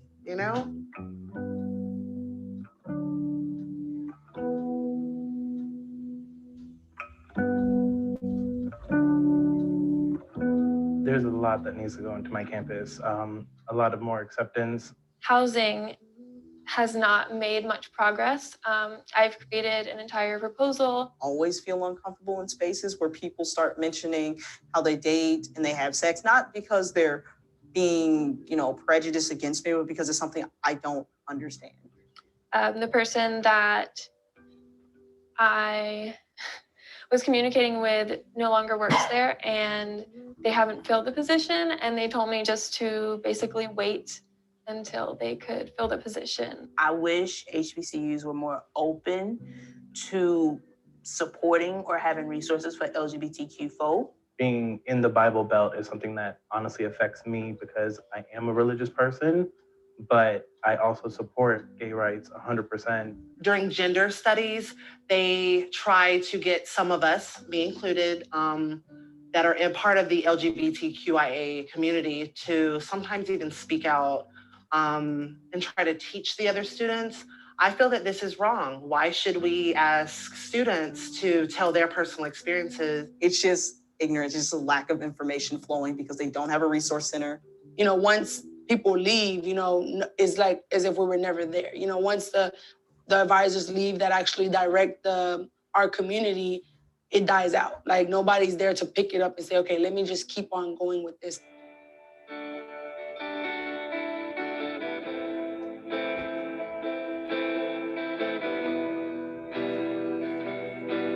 One where dialogue is encouraged for sure. I love enthusiastic professors. Whenever I'm at a place and I feel safe, I feel at home, I feel like I have no care in the world and I'm only there just for my education. And that's what the whole purpose of going to college is for, right? Hands-on environment, 100% hands-on. It doesn't really matter who I'm with. I love something that you have to really investigate and think about. I love analytical and critical thinking. So once we can open up the floor, we can talk about it, everybody's free to discuss and we bounce ideas off of each other. That's a great learning environment. He makes me feel really comfortable about who I am as a person and what I identify as. I definitely look forward to classes that are inclusive right off the bat. So if a professor goes out of their way to make sure to establish a safe space, to establish an inclusive space, I definitely will look forward to coming back every day and learning what I have to learn in that class. A safe environment. I know that's cheesy as it sounds, but it's honestly a safe environment is somewhere that I feel excited to learn because I feel like I can actually put my full effort into learning. An environment where everybody's just kind and loving and accepting. I mean, when you're just open and you're like, yeah, we got this on the board and we're doing this today, like that brings me out. That makes me feel safe to be who I am. One particular moment, he was like, well, you have to wear a dress for speech day. I don't wear dresses, so we had to compromise and meet in the medium, and I got to wear a bow tie and slacks. And that's where I kind of got my big urge to speak out more vocally versus standing in the background. Let people be who they are. Let people express how they want to express themselves. And most importantly, do not judge a book by its cover. I live on campus. I'm actually living in the new gender inclusive learning community at Purdue. It's very small right now, but we're hoping to make it bigger. But I'm really excited about it. It's gonna be pretty awesome.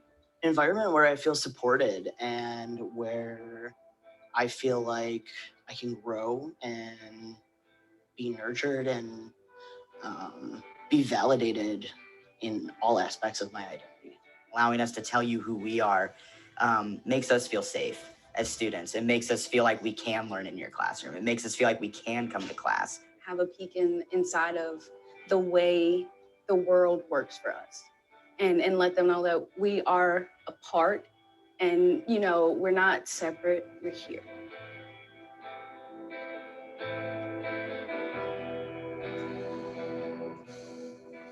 My name is Matt. English. Sean. Kay. Corinne. Ms. Alicia. Morgan. Eric. Nate. Marta. Quentin. Charlize. Eddie. Pat. Ask me. Ask me. Ask me. Or ask me.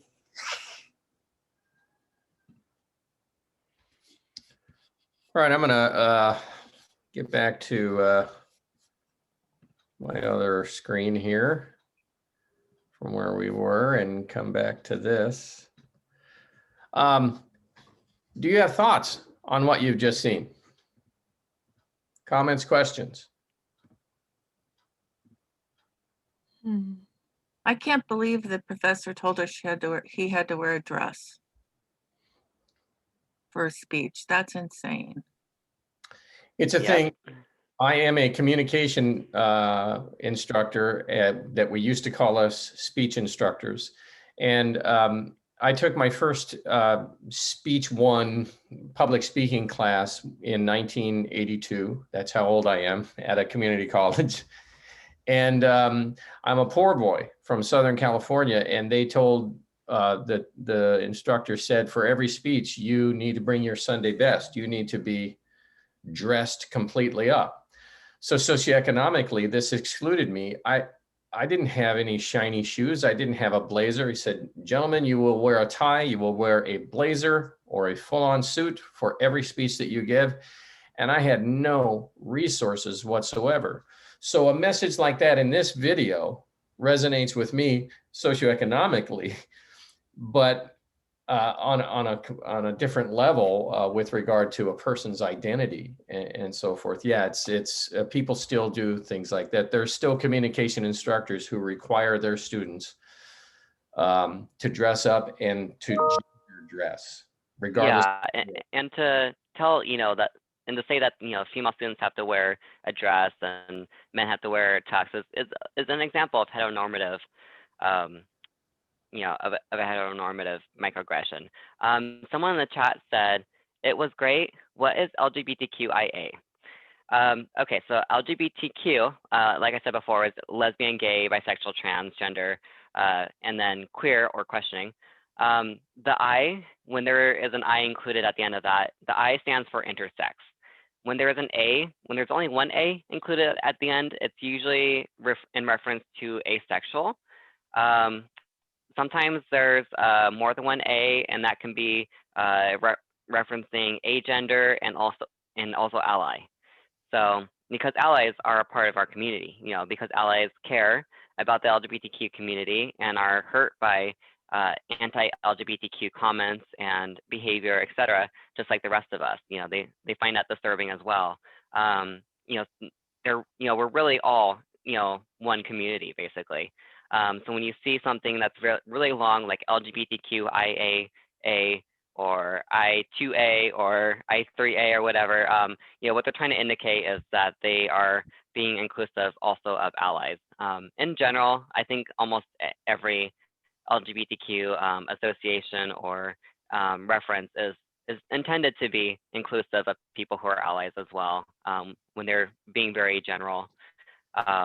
LGBTQ is one of the more common ways that we present the acronym. Sometimes you also see things like LGBT plus or LGBTQ plus, et cetera. The plus sign is basically just to indicate that they recognize the other letters, because there's really a lot of letters to our community, because these are, LGBTQ is, representative of the, top 5 most common categories that we use to identify ourselves, most common terms. But there's really a lot of terms. There's actually, as of last year, there was 100 different terms being used to indicate people's gender identity.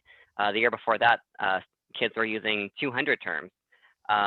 They reduced them recently, but there's really a lot of terms out there, and it's definitely not feasible to use the first letter of all of them to represent our community. So we just kind of picked the top few. And so there is some, grumblings in our community about, we need to have, agender people listed in there. We need to have pansexual people in there. And, so there needs to be a P, there needs to be another A, et cetera. But at some point we need to, we don't want to spend 20 minutes just saying one word. So we tend to truncate it to LGBTQ or LGBT plus. Those are the most common, I would say, acronyms that are used. Can I, just a housekeeping thing, for some reason I've forgotten, what is our time? Are we going to 10:30? The time listed is 10:45. 10:45, that's what I thought. Okay, I just wanted to clarify that. I didn't know if I had forgotten it. No, so we got 45 more minutes. Do we have other comments or questions or thoughts about the video you've just seen?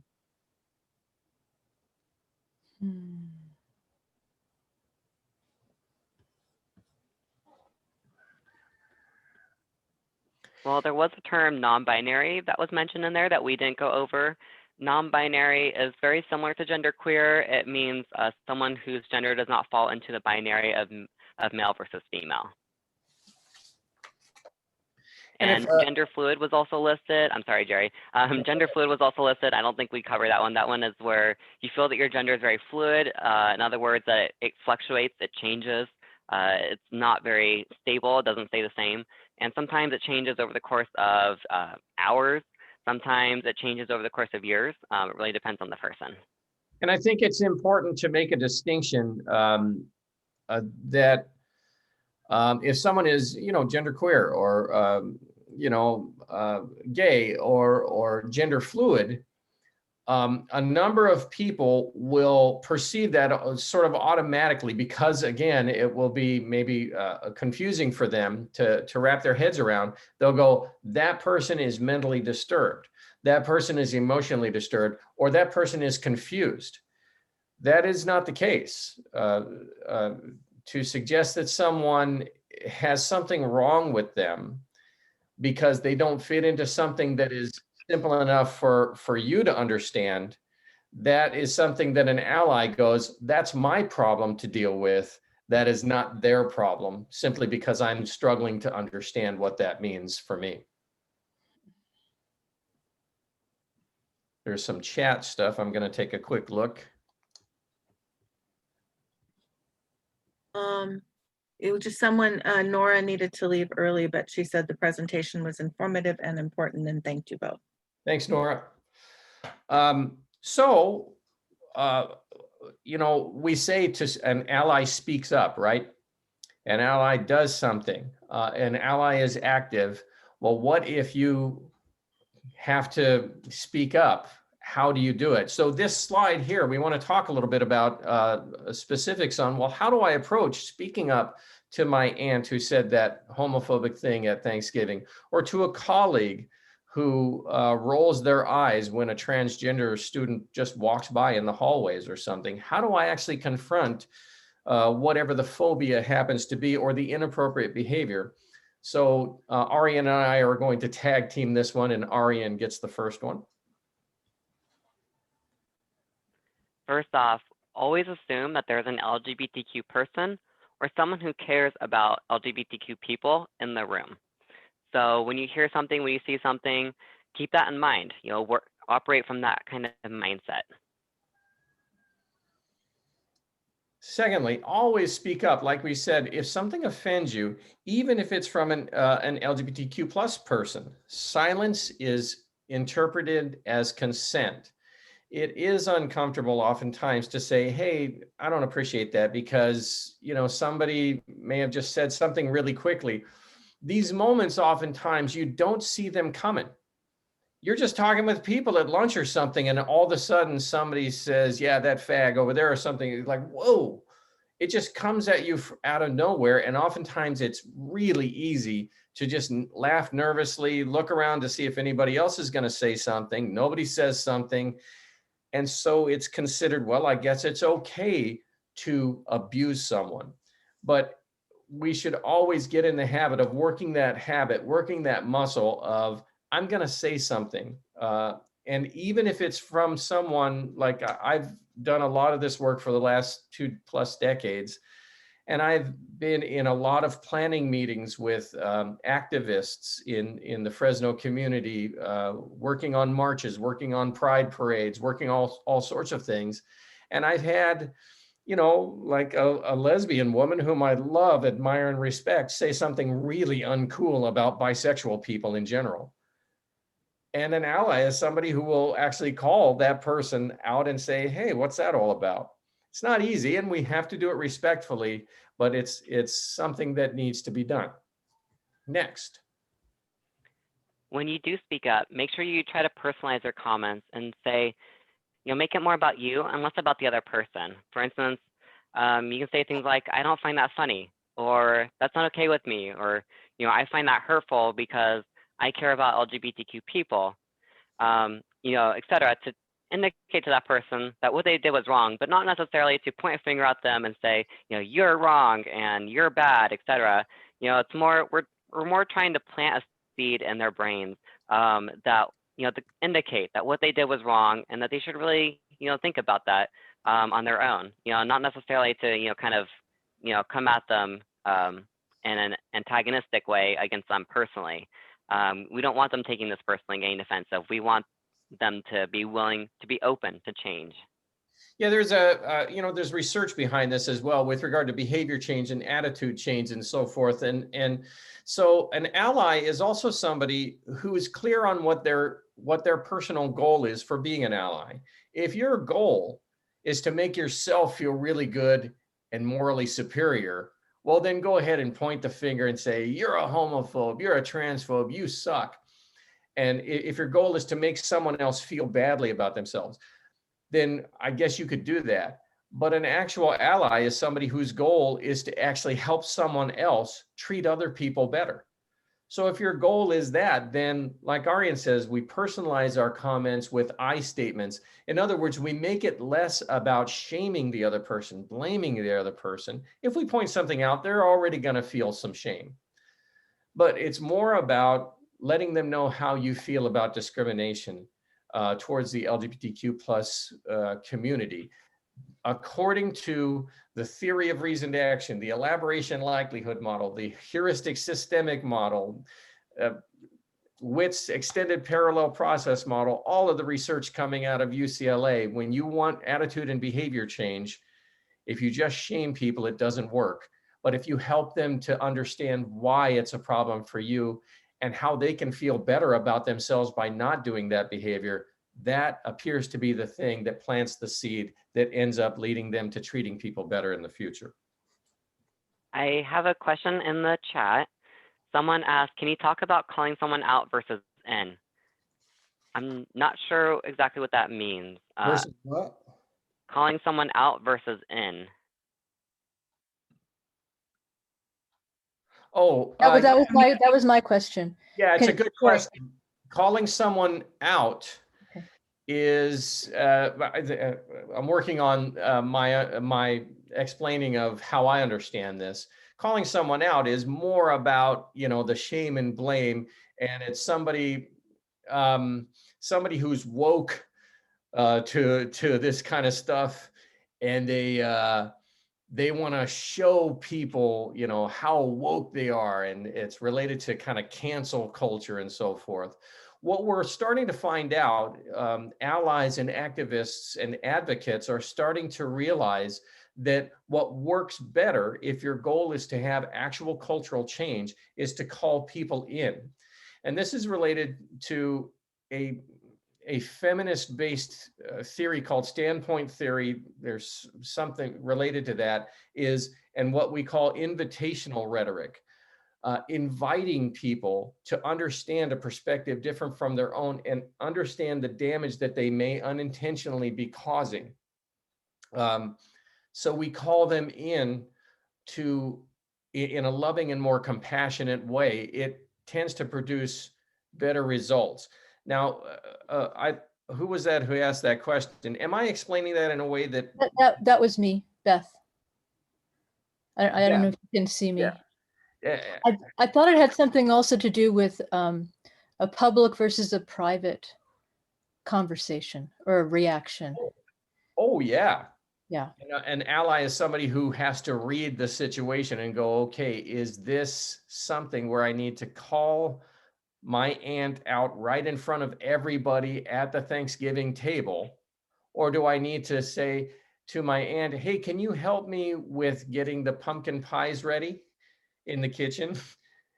And then calling them in a way, in consistent with what's on this slides, making I statements and asking them, to help you to understand their behavior, their comments better. It tends to work better. Anybody else?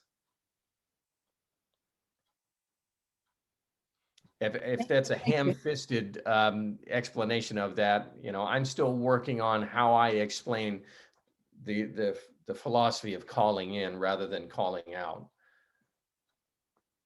Let's see. Next. So practice, practice, practice.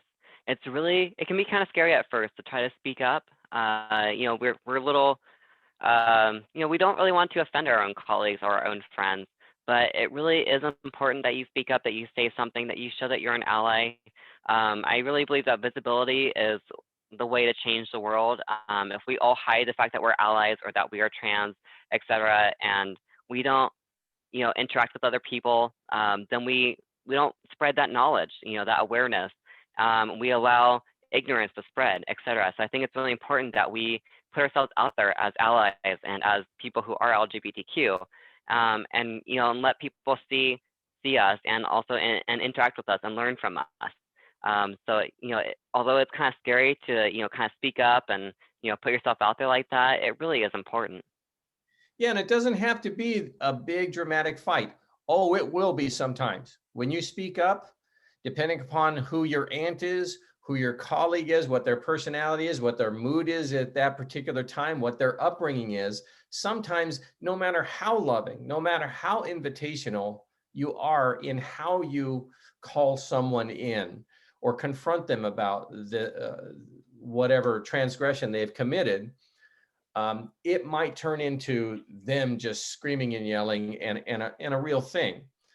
But you can't control them. You can only control yourself. Oftentimes, if you approach it in a more invitational manner, it doesn't turn into a big fight. It can be more about helping the other person just recognize the damage that they're doing. And I always give this example of, if you've ever been someplace where there's people at a club or a barbecue outside or something, and have you ever had somebody who was stepping on your toe but didn't realize they were stepping on your toe? They had their back turned to you and they step back and they step on your toe, but they don't even know it and it's hurting you. Well, you don't smack them in the back of the head, probably. You probably just tap them on the shoulder and say, ow, ow, ow, you're hurting me. And they may not realize it. And oftentimes when it's approached from that, hey, I realize that you're not trying to be mean. They have a better chance of going, oh, geez, I didn't realize what a drag that was. And sometimes it does turn into a big thing where they storm away. That's on them. But you have a better chance of attitude and behavior change and planting those seeds if we just let the person, in all compassion, realize that they may be causing damage that they don't realize.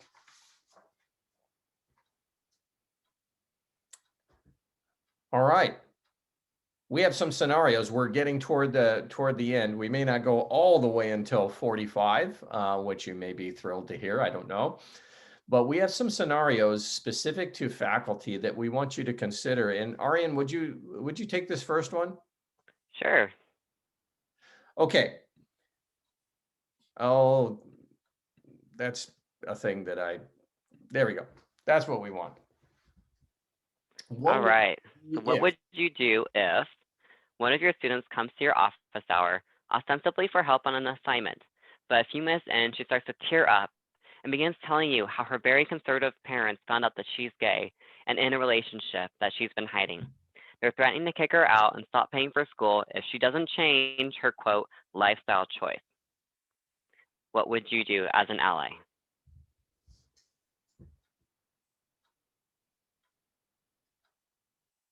You can just unmute if you want to, or type.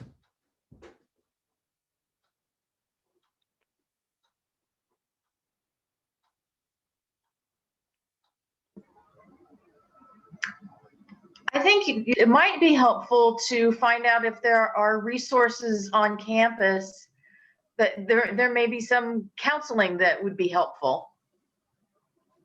Yeah, I like it. Even, not just counseling, but I don't know, we have the first alert system. Somebody who might be in distress of being, kicked out of their home might want to know what kind of resources are available if they do get kicked out of their home.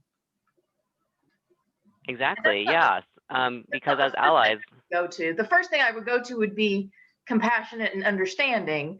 But then sometimes it's easier to hang on to something that you feel is practical, like, oh, I want to give you something that you can use that's actually helpful, rather than just me letting you cry on my shoulder.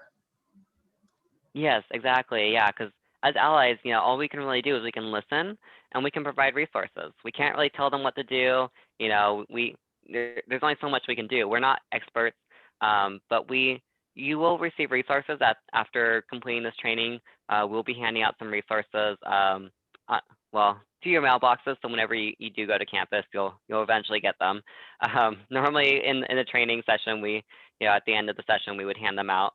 But yeah, you'll have some resources, and I can also send those to you all digitally after this. I have some digital resources listed as well. So as an ally, you can provide resources and you can provide a compassionate ear. Yeah, listening with that compassion really works, right? And many those of you who are faculty, you already know that students come to your office and out of nowhere will suddenly say, my ex-husband is threatening to hurt me and my kids. And you have to figure out how to do that. So you have a tissue box in your office and you put it down in front of them and you listen and you talk about, you validate. I'm so sorry that that's happening, that this is terrible. But we've had some people say, well, I would tell them to tell their parents to shut up and those parents are evil. Those parents are doing how they have marinated in this society as well. And so like Arian says, and like Deanna says, listening and validating and then providing whatever resources seem to work the best. And we'll get some more of those to you. That's probably how to go about it. Let's do another one. We have just two more of these, just a couple more scenarios. What would you do if on the first day of a semester, a student in your class is genderqueer? You can't tell the student's biological sex, but while calling names for the first time, you say Ashley Williams, and that student asks you to refer to them as Birch Williams. Immediately, other students giggle, whisper, and roll their eyes. As an ally in that situation, what would you do?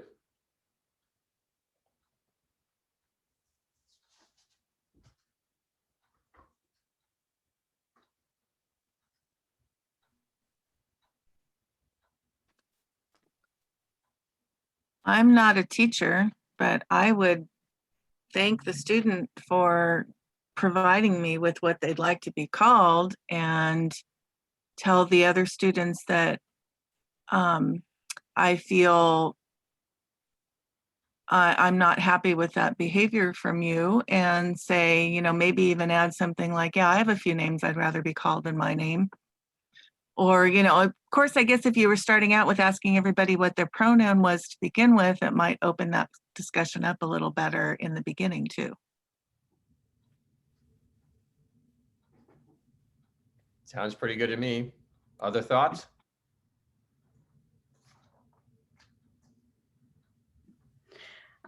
Yeah, I think just like not making a big deal of it, thanking the student, thanks Birch, and then, making a note to make sure that you refer to that student by the preferred name. But what I do is I call the student's last name out, and then instead of them saying here, I have them tell me their first name. And so that way it kind of eliminates the situation. And that way I get their preferred name without me saying what's on their roster. I like it. That's Anyone brilliant.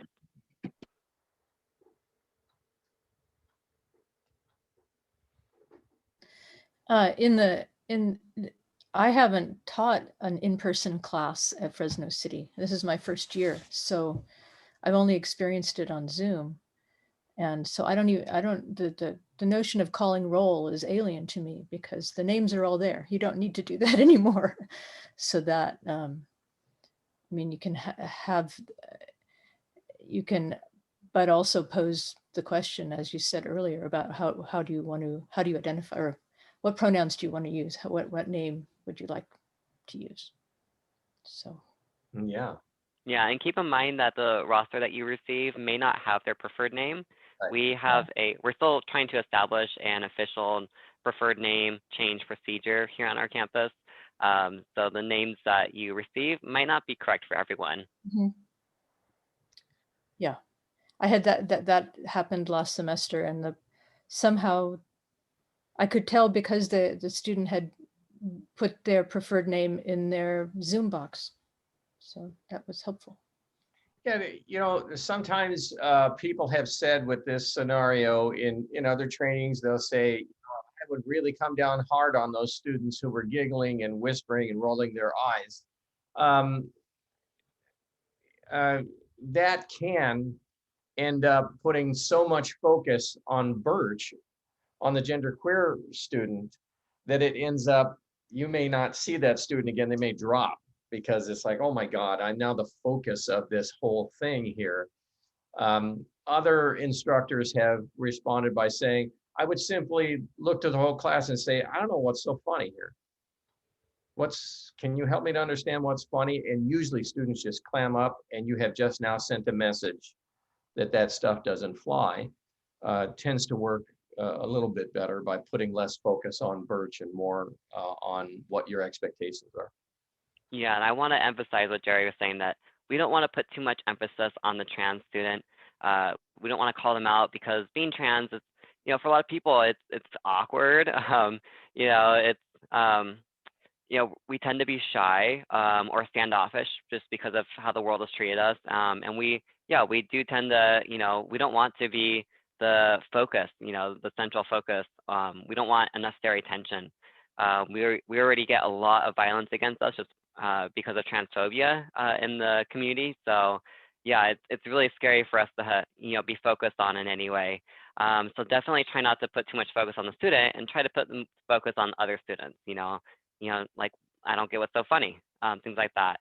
And some people have said in the chat that they mentioned that there is the name coach feature in Canvas where students can record how their name should be pronounced. And so that's a chance for students to tell you what their name is if you're not asking for names, preferred names. And that way you get the correct pronunciation of their name. Someone else said, what about 3x5 cards with which students introduce themselves, including ID and name turned into the instructor, role taken, and ID confirmed? Note the roll book to avoid future awkwardness. So yeah, you can do that as well. I recommend, whatever way works for you. I recommend that, on the first day, you go around and ask for names and pronouns, just because that just instantly identifies you as an ally and allows students the chance to tell you their names, because what's on your roster might not be how they identify. Good stuff. All right, we have one more scenario. Ariane, this one's yours, okay? Alrighty. What would you do if, let me move the chat box so I can read it. There we go. You're talking to colleagues near your office, and a young couple, 2 men, walking and holding hands, stop outside a nearby classroom. One tells the other, okay, just come to the cafeteria after class. They peck each other on the lips, and the other says, love you, and walks into the classroom. One of your colleagues rolls his eyes and performs a vomiting gesture, loud enough for the guy leaving to hear it. What would you do in that moment as an ally?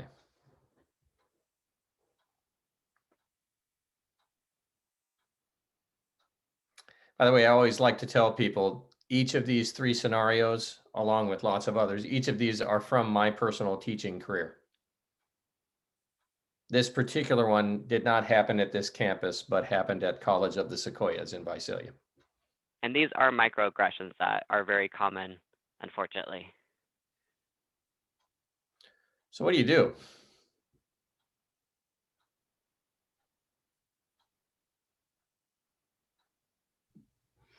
I think asking the colleague, like, are you okay? Like, what's wrong with you? Like, acting kind of playing dumb, like not understanding like why they're, kind of acting so immature. And then let them explain it to you, and then kind of seeing where that goes from there. Just be like, we really need to respect our students, and taking that into a conversation where you're not necessarily, accusing them or, trying to call them out, but trying to, bring them into a place of empathy and acceptance, or kind of, you know what I mean? Yeah. Deanna says this might not be the right response, but likely I would give the guy a dirty look. I don't know. I think a dirty look might be called for here.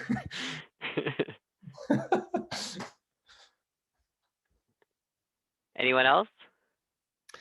Jennifer says, tell my colleague that was not appropriate, and to remember their role on campus, which is to create a positive and welcoming environment conducive to learning. I really like that as well. And, with regard to Deanna's and Jennifer's, responses, everybody's response thus far, when we talk about being more invitational and calling people in, we're not necessarily saying you don't give a dirty look to someone when they've done something really damaging. We're not necessarily saying, look, I don't want you to have hurt feelings. No, directly saying that's not okay with me in a firm tone of voice. You're not attacking that person. I think that's perfectly appropriate and necessary to directly make an I statement.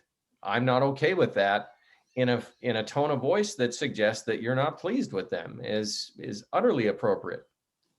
I think from my perspective, I wouldn't want to make an assumption that it was based on the fact that it was two men. That person may not like public displays of affection. So I would just ask very plainly, are you okay? And if it becomes that discussion, then it would lead that way, yeah. And that's exactly what happened in my actual life. I was like, what was that about? And the person outed themselves as a homophobe.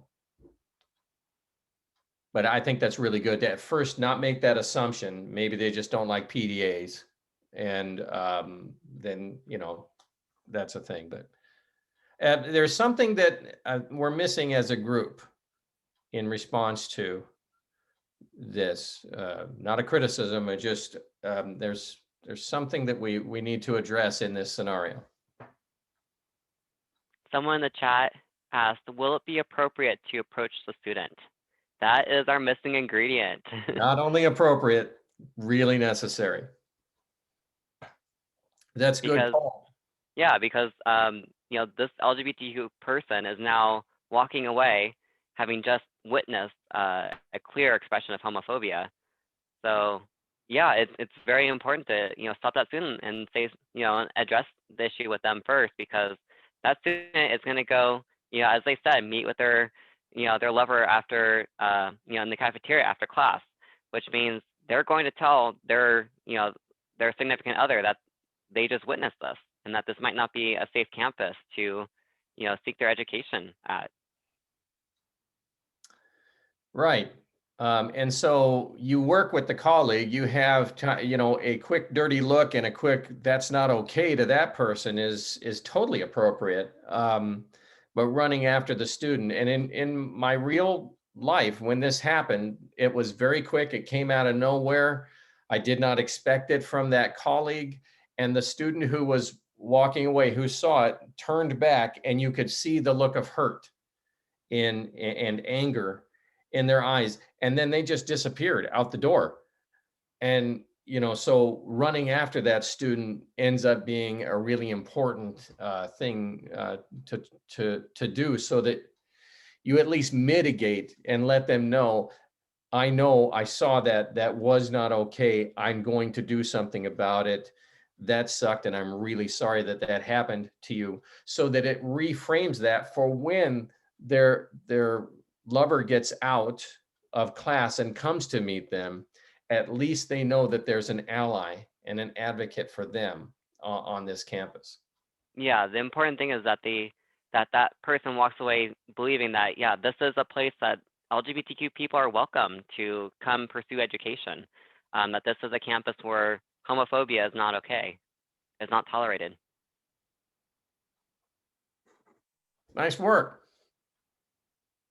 Can't tell you how much we appreciate your coming to this training and listening. This is kind of a long time to be on a Zoom.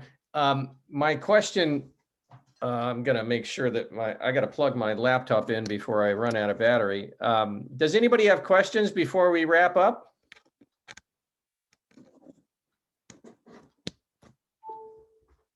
No?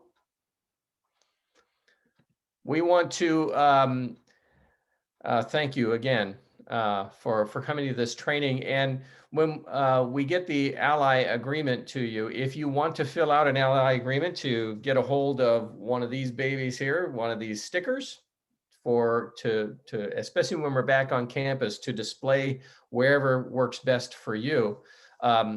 Please fill it out as neatly as you can, so we see what your email address is, and as fully as you can. so that we can get things to your correct mailbox and find your mailbox. Sometimes people's mailboxes are a little bit difficult. I've put hundreds of these in people's mailboxes, and sometimes it takes me a long time because they didn't tell me, oh, my mailbox isn't in the main mailbox room, it's actually over in this building or something like that. So let us know that information if you need. I'm going to go to the chat.